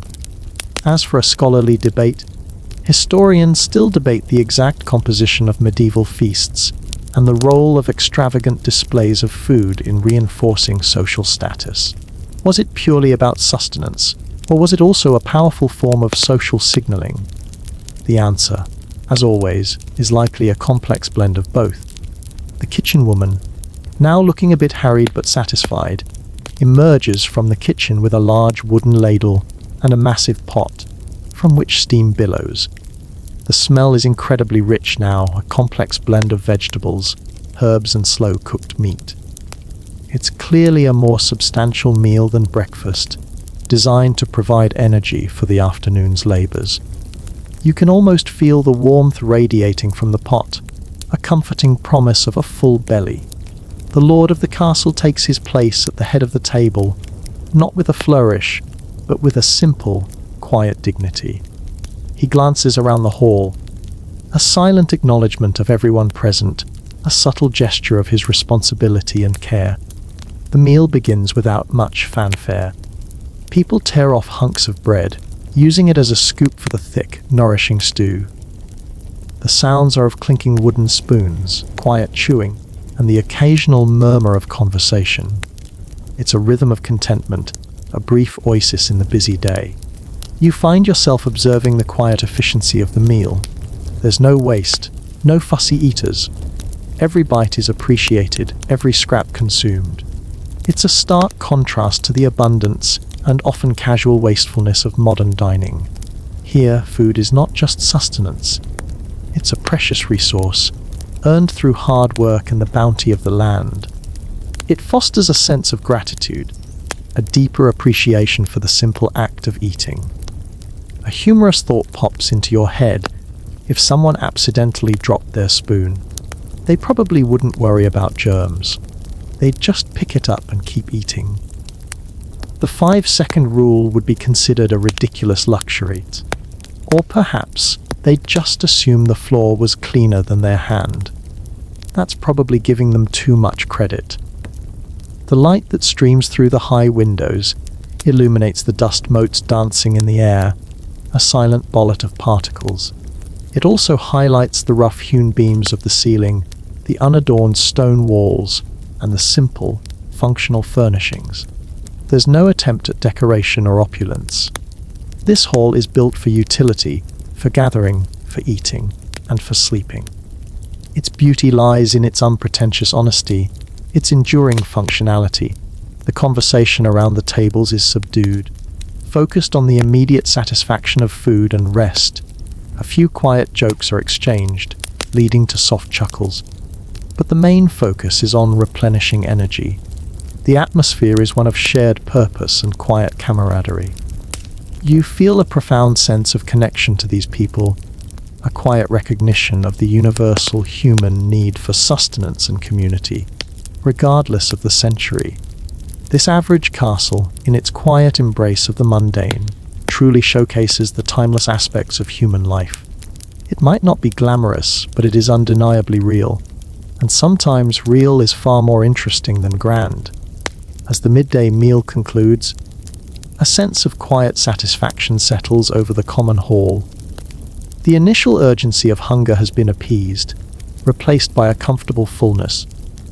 People linger for a few more moments, some wiping their mouths on the backs of their hands, others simply enjoying the warmth of the fire and the shared presence of their community. The clatter of wooden bowls diminishes, and a gentle murmur of contented sighs fills the air. It's a moment of collective pause, a brief but essential interlude before the afternoon's labors resume. You watch as the kitchen woman and a few younger helpers begin to clear the tables, efficiently gathering the empty bowls and the remnants of bread. The wooden trenchers, now soaked with the delicious stew, are likely being set aside for the castle dogs, or perhaps for distribution to the truly needy, a medieval form of recycling. It's a system designed for maximum efficiency and minimal waste, a testament to the practicalities of survival in the 12th century. Every crumb has value, every resource is utilized. A mainstream historical fact about medieval waste management is that it was rudimentary by modern standards. Food scraps, animal waste, and human waste were often disposed of in middens or simply thrown into rivers or ditches, which contributed to unsanitary conditions and the spread of disease. It's a less glamorous but undeniably important aspect of daily life. A quirky tidbit is that sometimes medieval people would collect rainwater for washing and cooking, as fresh well water was often reserved for drinking. So, the concept of a water bill would be truly baffling to them. As for a scholarly debate, historians still debate the exact impact of sanitation practices on public health in the medieval period. While certainly challenging, some argue that communities developed various coping mechanisms and traditional remedies that helped mitigate the worst effects of poor hygiene. It's a complex picture, not just one of unmitigated disease. The lord of the castle rises from his seat, a subtle signal that the break is over. He exchanges a few quiet words with his reeve, planning the afternoon's tasks, then makes his way towards the door that leads out into the courtyard. His departure is met with quiet nods from his people, a silent acknowledgement of his leadership and the ongoing demands of their collective existence. There's no dramatic exit, just a practical transition back to work. You observe the women returning to their tasks, some heading back to the washing trough, others to the garden, or perhaps to the arduous task of spinning wool into thread. The men, too, begin to filter out, picking up their tools, their footsteps echoing softly on the packed earth as they head back to the fields or the blacksmith's forge. The children, having re-energized during the meal, now drift back into their quieter forms of play, or begin to assist with small chores, learning by doing. The castle, which had been a haven of rest, now slowly but surely resumes its daytime rhythm of purposeful activity. The light filtering through the high windows is now slightly less direct, as the sun begins its slow descent from its midday peak. The shadows in the hall lengthen slightly, taking on a softer, more diffused quality. The air still carries the lingering scent of the midday meal, but it's slowly being replaced by the fresh, earthy aromas of the courtyard and the faint tang of wood smoke from the forge. It's a sensory tapestry that continually shifts and changes, a subtle indicator of the passage of time. You step back out into the courtyard. The sounds of the castle are again familiar, the distant clamor of the blacksmith, the faint shouts from the fields, the cheerful chatter of children. It's a comforting soundscape, a reminder of the enduring nature of human labor and community. The palisade stands firm against the clear blue sky, a simple but effective boundary between the managed world of the castle and the wilder world beyond. A slightly humorous thought occurs to you. Imagine trying to explain the concept of a coffee break to these people. They'd probably just stare at you blankly, wondering why you would stop working in the middle of the day for a strange hot beverage. Their breaks were dictated by the sun and the stomach, not by a clock. That's a luxury they simply wouldn't comprehend. Or perhaps they'd simply assume you were a lazy wizard. You take a deep breath, letting the fresh air fill your lungs. There's a distinct feeling of groundedness here, a connection to something fundamental and enduring. This average 12th century castle, far from being a mere historical curiosity, is a living testament to the resilience, resourcefulness, and quiet determination of ordinary people.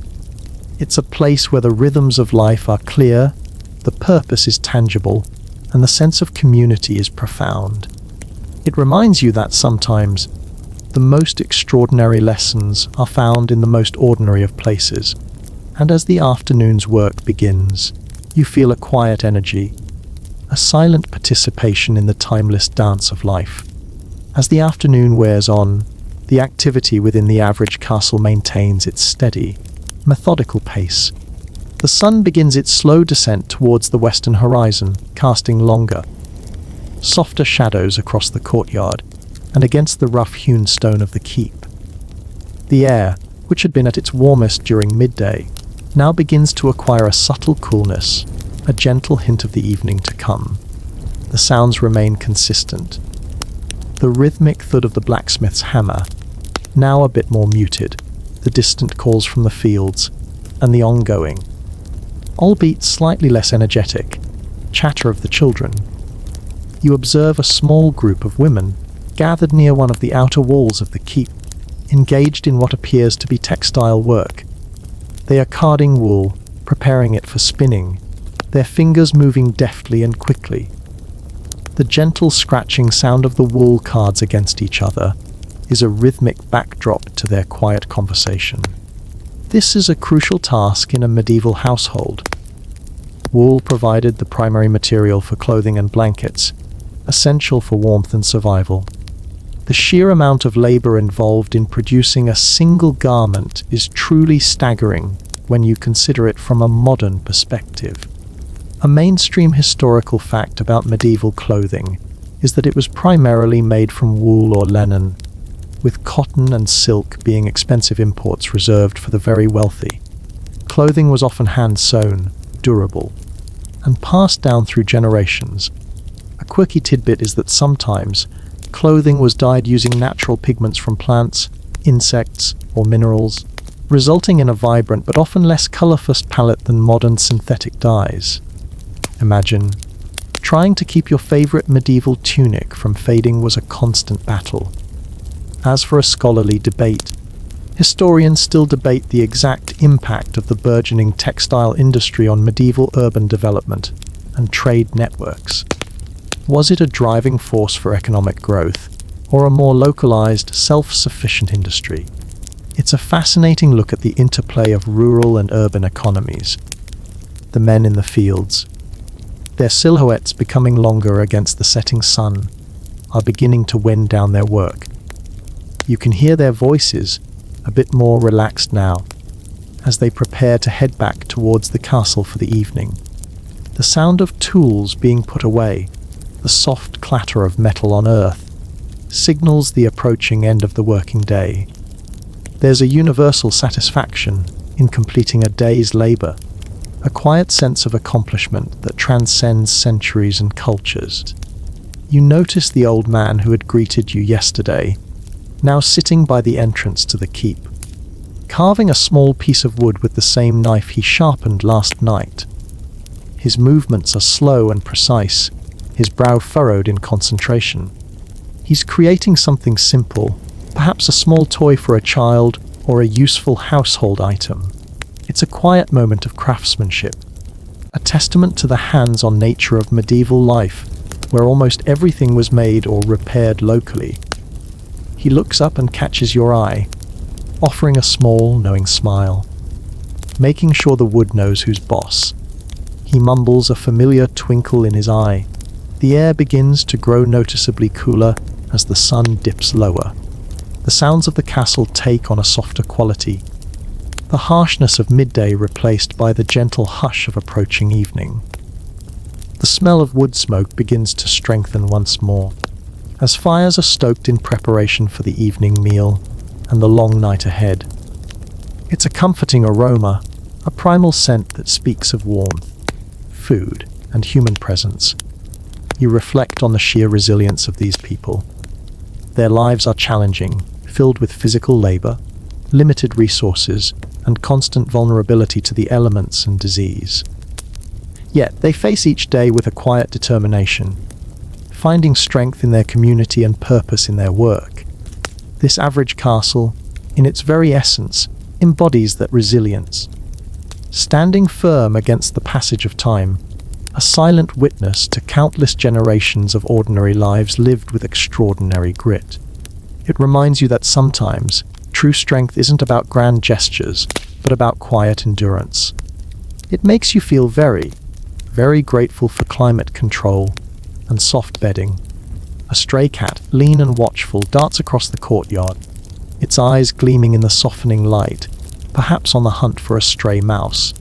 It's a small, wild presence in the domesticated space of the castle, a reminder of the natural world that constantly presses in on their existence. The presence of animals, from the scrawny horse to the watchful cat, is an integral part of the castle's ecosystem. Everything has a purpose, a role to play in this self-contained world. The sun is now a fiery orb on the horizon, painting the sky in dramatic hues of orange, purple, and deep red.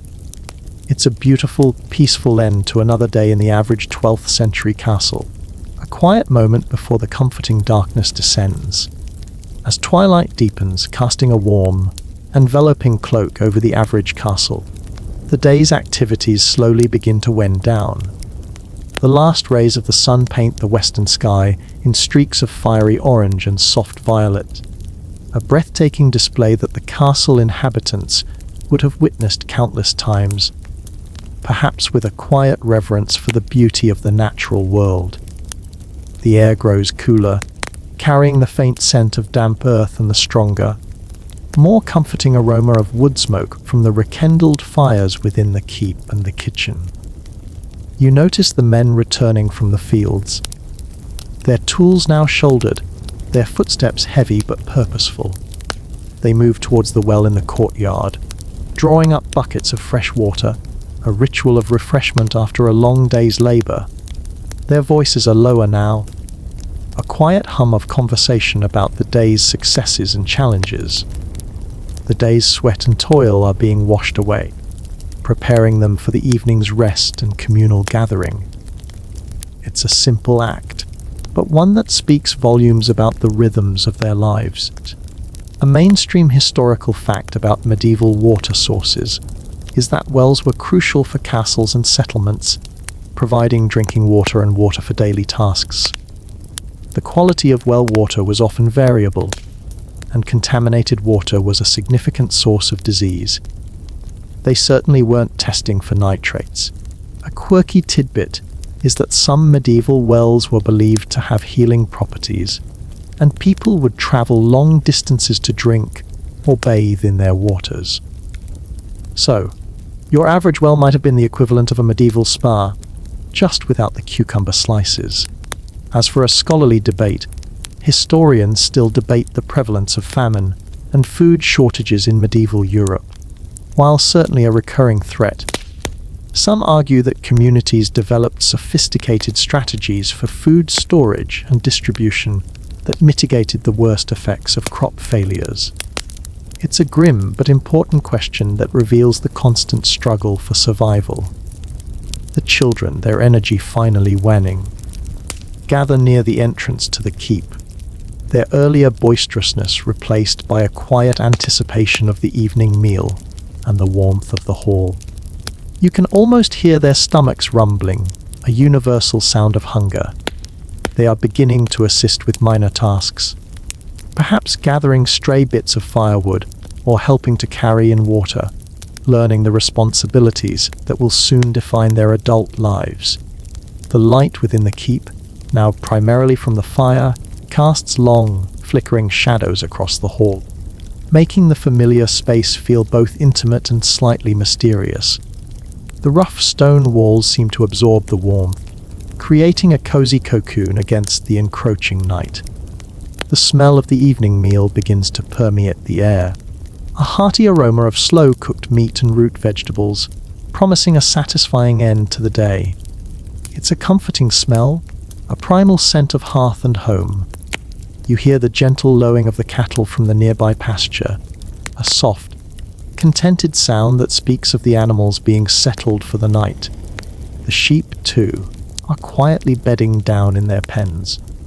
These animals are not just livestock. They are integral members of the castle's extended community, providing milk, meat, wool, and labor. Their well-being is directly tied to the well-being of the human inhabitants. A humorous thought crosses your mind. If someone suggested ordering takeout in the 12th century, they would probably be met with utter confusion, followed by a suggestion that they try hunting a rabbit if they were that particular about their dinner. The concept of food magically appearing from somewhere else would be completely alien. The last sliver of sun dips below the horizon, and the sky transforms into a deep, velvety blue, dotted with the first hesitant stars. The air grows still, the sounds of the day replaced by the subtle nocturnal symphony of the countryside, the chirping of crickets, the distant hoot of an owl, and the gentle whisper of the wind through the trees. It's a peaceful transition, a slow descent into the quiet embrace of the night. You feel a profound sense of tranquility, a calm that settles deep within you. This average 12th century castle, far from being a monument of grand events, is a testament to the enduring power of ordinary life. It's a place where the rhythms are clear, the purpose is tangible, and the connection to nature and community is profound. It's a place where you can truly slow down, breathe, and simply be surrounded by the quiet hum of history. It reminds you that sometimes the greatest adventures are found in the most unassuming of places. You almost forget that you don't actually live here, a testament to the immersion this quiet world provides.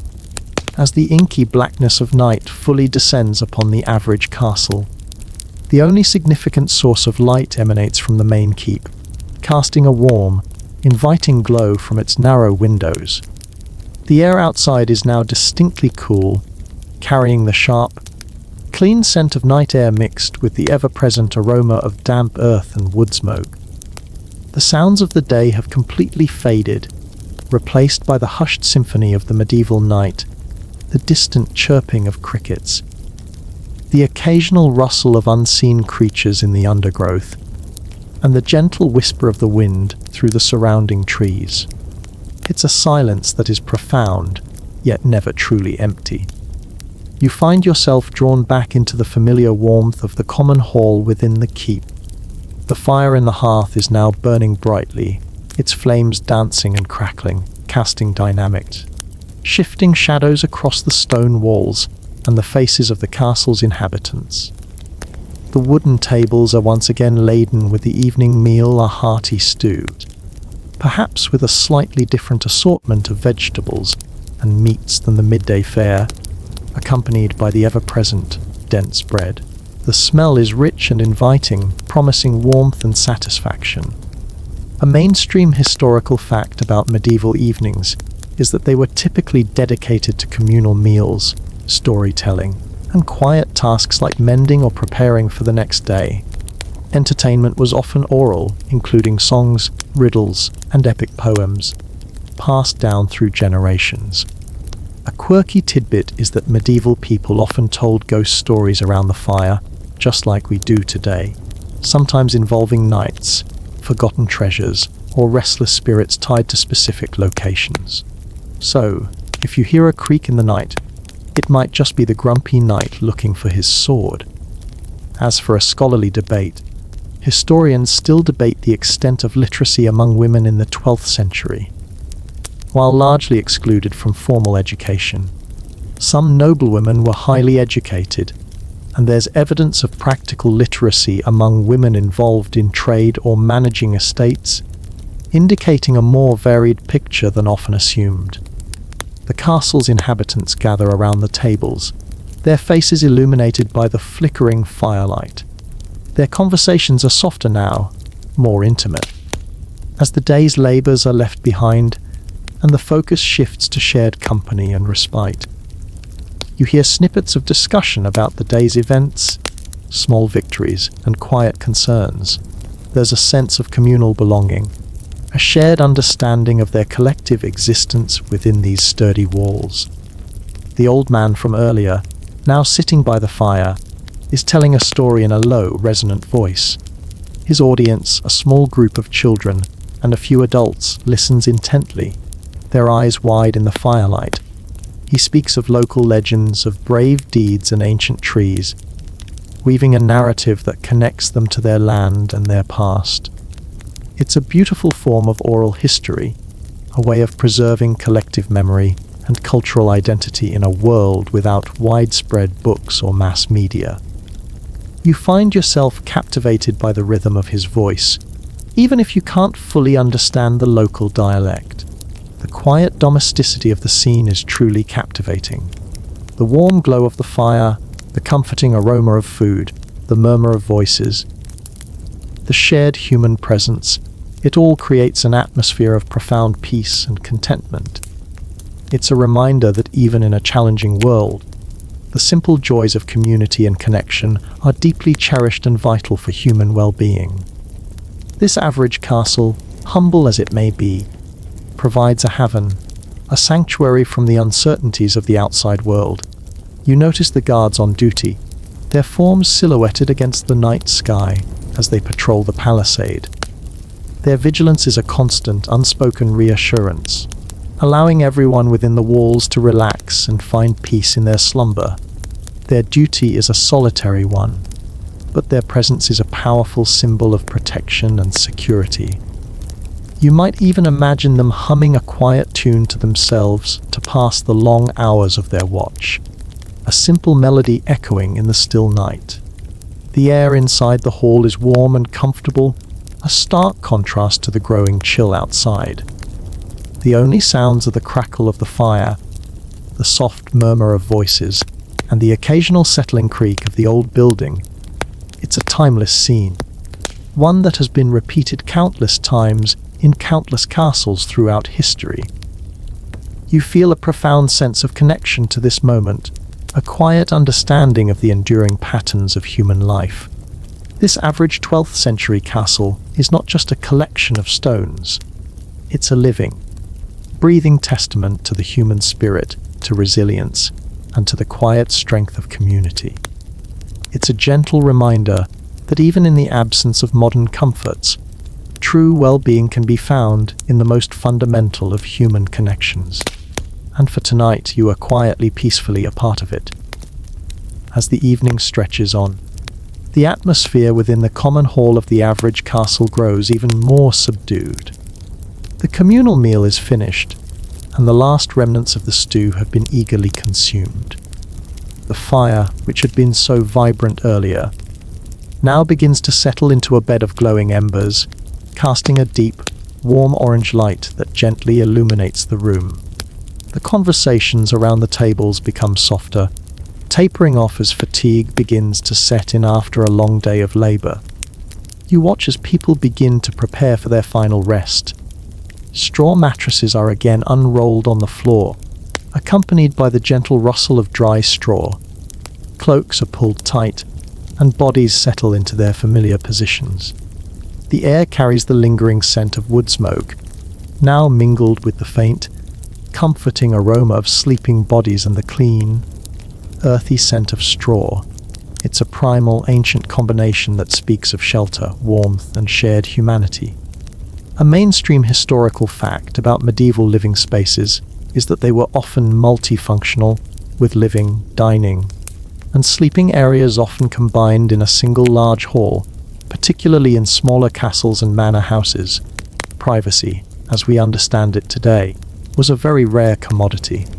A quirky tidbit is that people often slept head to toe, or in very close proximity, not just for warmth, but also for security, as there was safety in numbers against nocturnal threats like rats or even wandering spirits. So, your sleeping arrangements are perfectly historically accurate, if a bit snug. As for a scholarly debate, historians still debate the extent of class distinctions within the common hall. While the lord might have a slightly more comfortable spot, the communal sleeping arrangements suggest a greater degree of shared experience among the castle's inhabitants than in later periods. It's a fascinating look at the evolving social dynamics of medieval society. The old man who was telling stories earlier is now simply sitting by the dying fire, his eyes distant, lost in thought. He occasionally pokes the embers with a stick, sending a small shower of sparks dancing up the chimney, a silent, meditative act. His presence is a comforting anchor in the quiet hall, a testament to the passage of time and the enduring nature of human life. You feel a deep sense of peace emanating from him, a quiet acceptance of the rhythms of existence. The sounds of the castle settling down for the night are profoundly peaceful. The occasional soft cough, the gentle rustle of straw, the rhythmic breathing of sleeping forms, these are the only interruptions to the deepening silence. Outside the narrow windows, the moon, if visible, would be casting a ghostly, silvery light across the palisade and the silent courtyard. The air is still and cold, a sharp contrast to the warmth of the communal hall. You reflect on the sheer simplicity of their lives. No electronic devices, no constant barrage of information, no artificial lights to disrupt their natural sleep cycles. Their days are dictated by the sun. Their needs are basic, and their entertainment is often the warmth of human connection and the power of storytelling.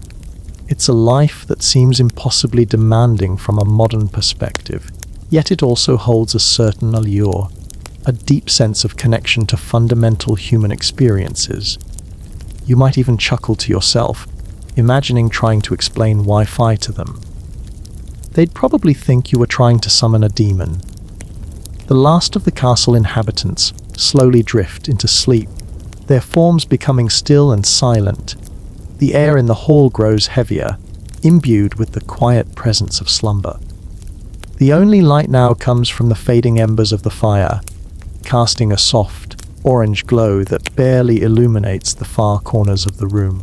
It's a scene of profound peace, A quiet end to a quiet day in a quiet, average castle. You feel the gentle pull of sleep, drawing you deeper into its embrace. The rough straw beneath you, no longer a source of discomfort, has become a familiar, almost comforting presence. The quiet breathing of the people around you is a gentle lullaby, a shared rhythm that speaks of safety and community. This average 12th century castle, with its humble walls and simple routines, has provided a profound sense of calm, a quiet escape from the complexities of your own time.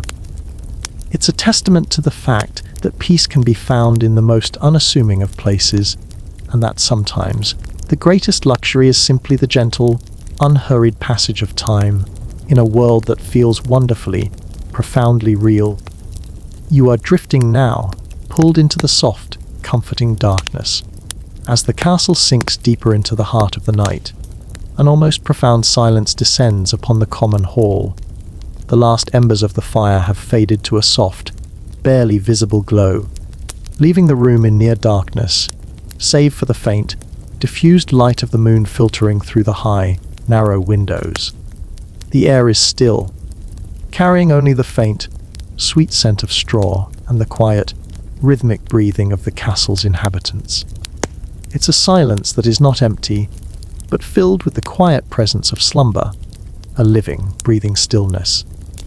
You lie on the straw mattress, fully immersed in the experience, feeling the subtle shifts in the air, the gentle coolness that permeates the stone walls. The rough texture of the straw is no longer a sensation you consciously register. It has become simply part of the background, a natural extension of the ancient space. Your senses are heightened in the darkness, making you acutely aware of the smallest sounds. The distant hoot of an owl, a subtle creak of timber from somewhere in the structure, the almost imperceptible rustle that might be a mouse or simply the settling of the building. A mainstream historical fact about medieval castles, even average ones, is that they were rarely truly silent at night. The sounds of guards on watch, animals in the stable, and the natural sounds of the surrounding environment would have created a constant, albeit subtle, auditory landscape. A quirky tidbit is that some medieval beliefs held that certain plants, like rowan or dill, could ward off evil spirits if hung over beds or doorways. So if you were actually here, you might subtly check for a sprig of something suspicious near your head. As for a scholarly debate, historians still debate the actual threat posed by wolves and other wild animals to medieval settlements. While certainly present, their danger might have been exaggerated in popular folklore, serving as a symbolic representation of the wildness beyond human control. It's a fascinating look at the interplay between reality and perception. You imagine the guards outside, their forms now completely lost in the inky blackness, their vigilance a silent, continuous act of protection. They are the unseen guardians, their quiet presence allowing for the profound peace within the castle walls. Their thoughts would be simple: the passing of time, the cold, the longing for the end of their shift. Their connection to the night is intimate, a constant awareness of the unseen dangers that lurk in the darkness. You reflect on the resilience of the human body, its capacity to adapt to discomfort, to find rest even on a bed of straw. It's a reminder of our fundamental connection to the physical world, a connection that is often dulled by the comforts and conveniences of modern life. Here, every sensation is heightened, every comfort appreciated, every moment of peace cherished. This average castle, in its uncompromising simplicity, offers a masterclass in living close to the earth, in finding contentment in the basic necessities of life. The air in the hall is still, heavy with the quiet breath of sleeping forms. The sense of community is palpable, even in the darkness. You are not alone. You are part of a shared experience, a silent, collective journey through the night.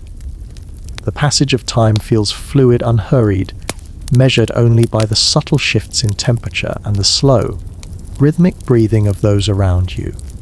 A gentle humor rises, as you think about how utterly bewildered a medieval person would be by something as simple as a flashlight. Imagine trying to explain a device that makes instant light without fire. They'd probably think it was magic, or perhaps the work of a very practical demon. It's a testament to how far technology has progressed, and how much we take for granted. The profound peace of the castle at night is a unique experience. It's a quietude that invites introspection, a gentle space for thoughts to drift and settle. There's no external stimulation, no demands on your attention.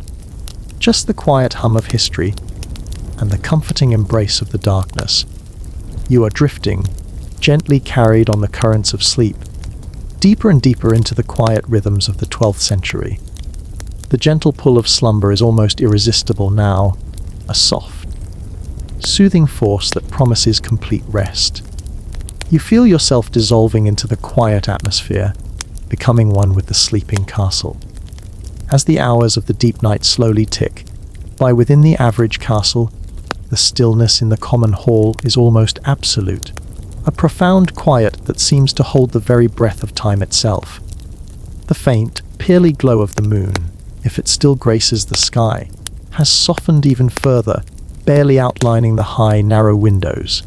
The air is cool, carrying the subtle, clean scent of damp earth and the lingering, almost imperceptible warmth of fading wood smoke.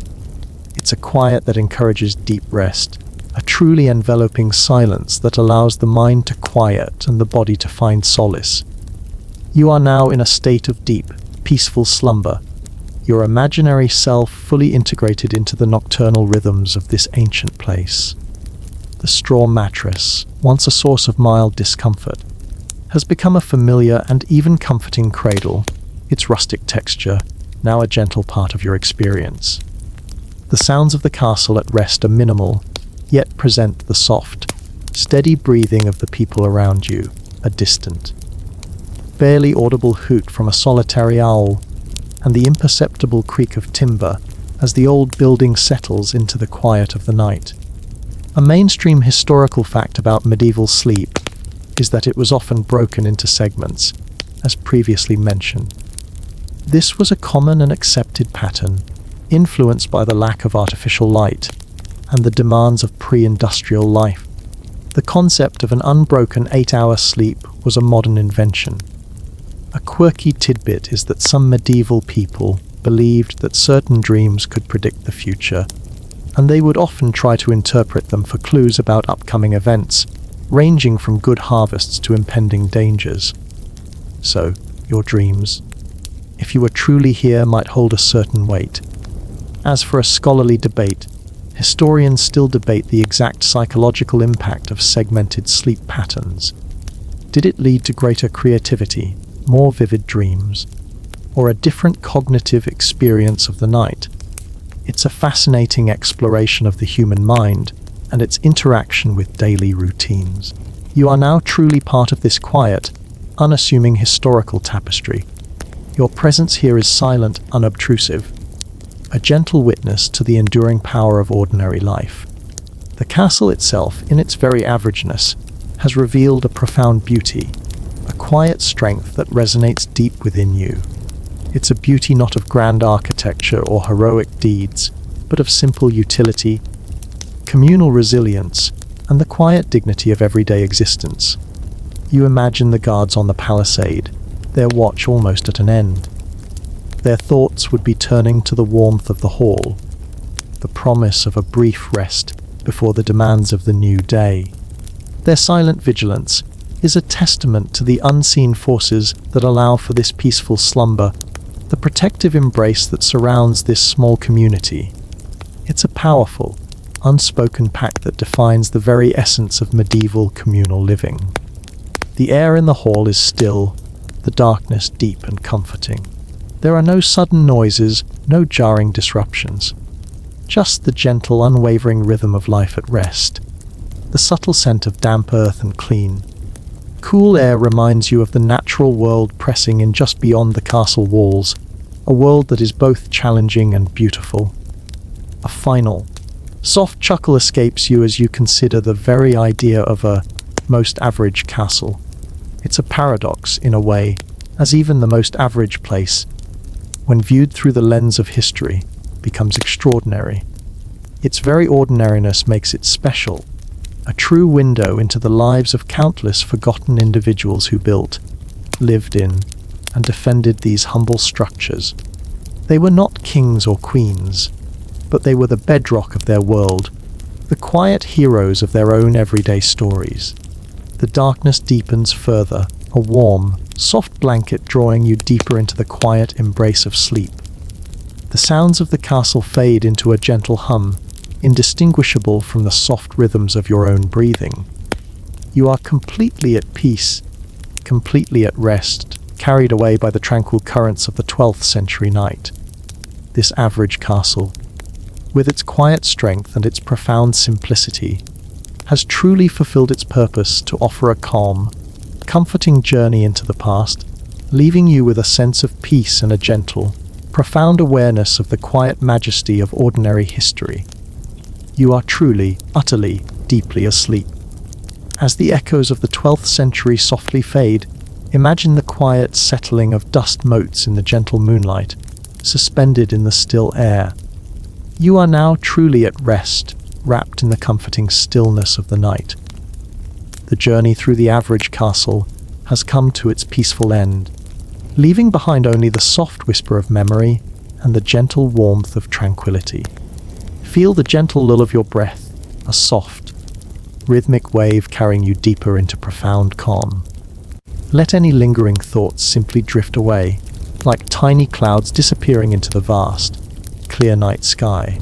There is nothing to do, nowhere to be, except here in this moment of perfect peace. The quiet world of the past has offered its gentle lessons, reminding us of the enduring strength in simplicity, the quiet beauty in the ordinary, and the profound comfort found in community. Allow these peaceful images to settle around you like a soft, warm blanket. The castle sleeps, and so do you, cradled in the gentle arms of timeless quiet. All is calm, all is still. Let yourself drift soft and slow into the deepest, most peaceful sleep. Good night.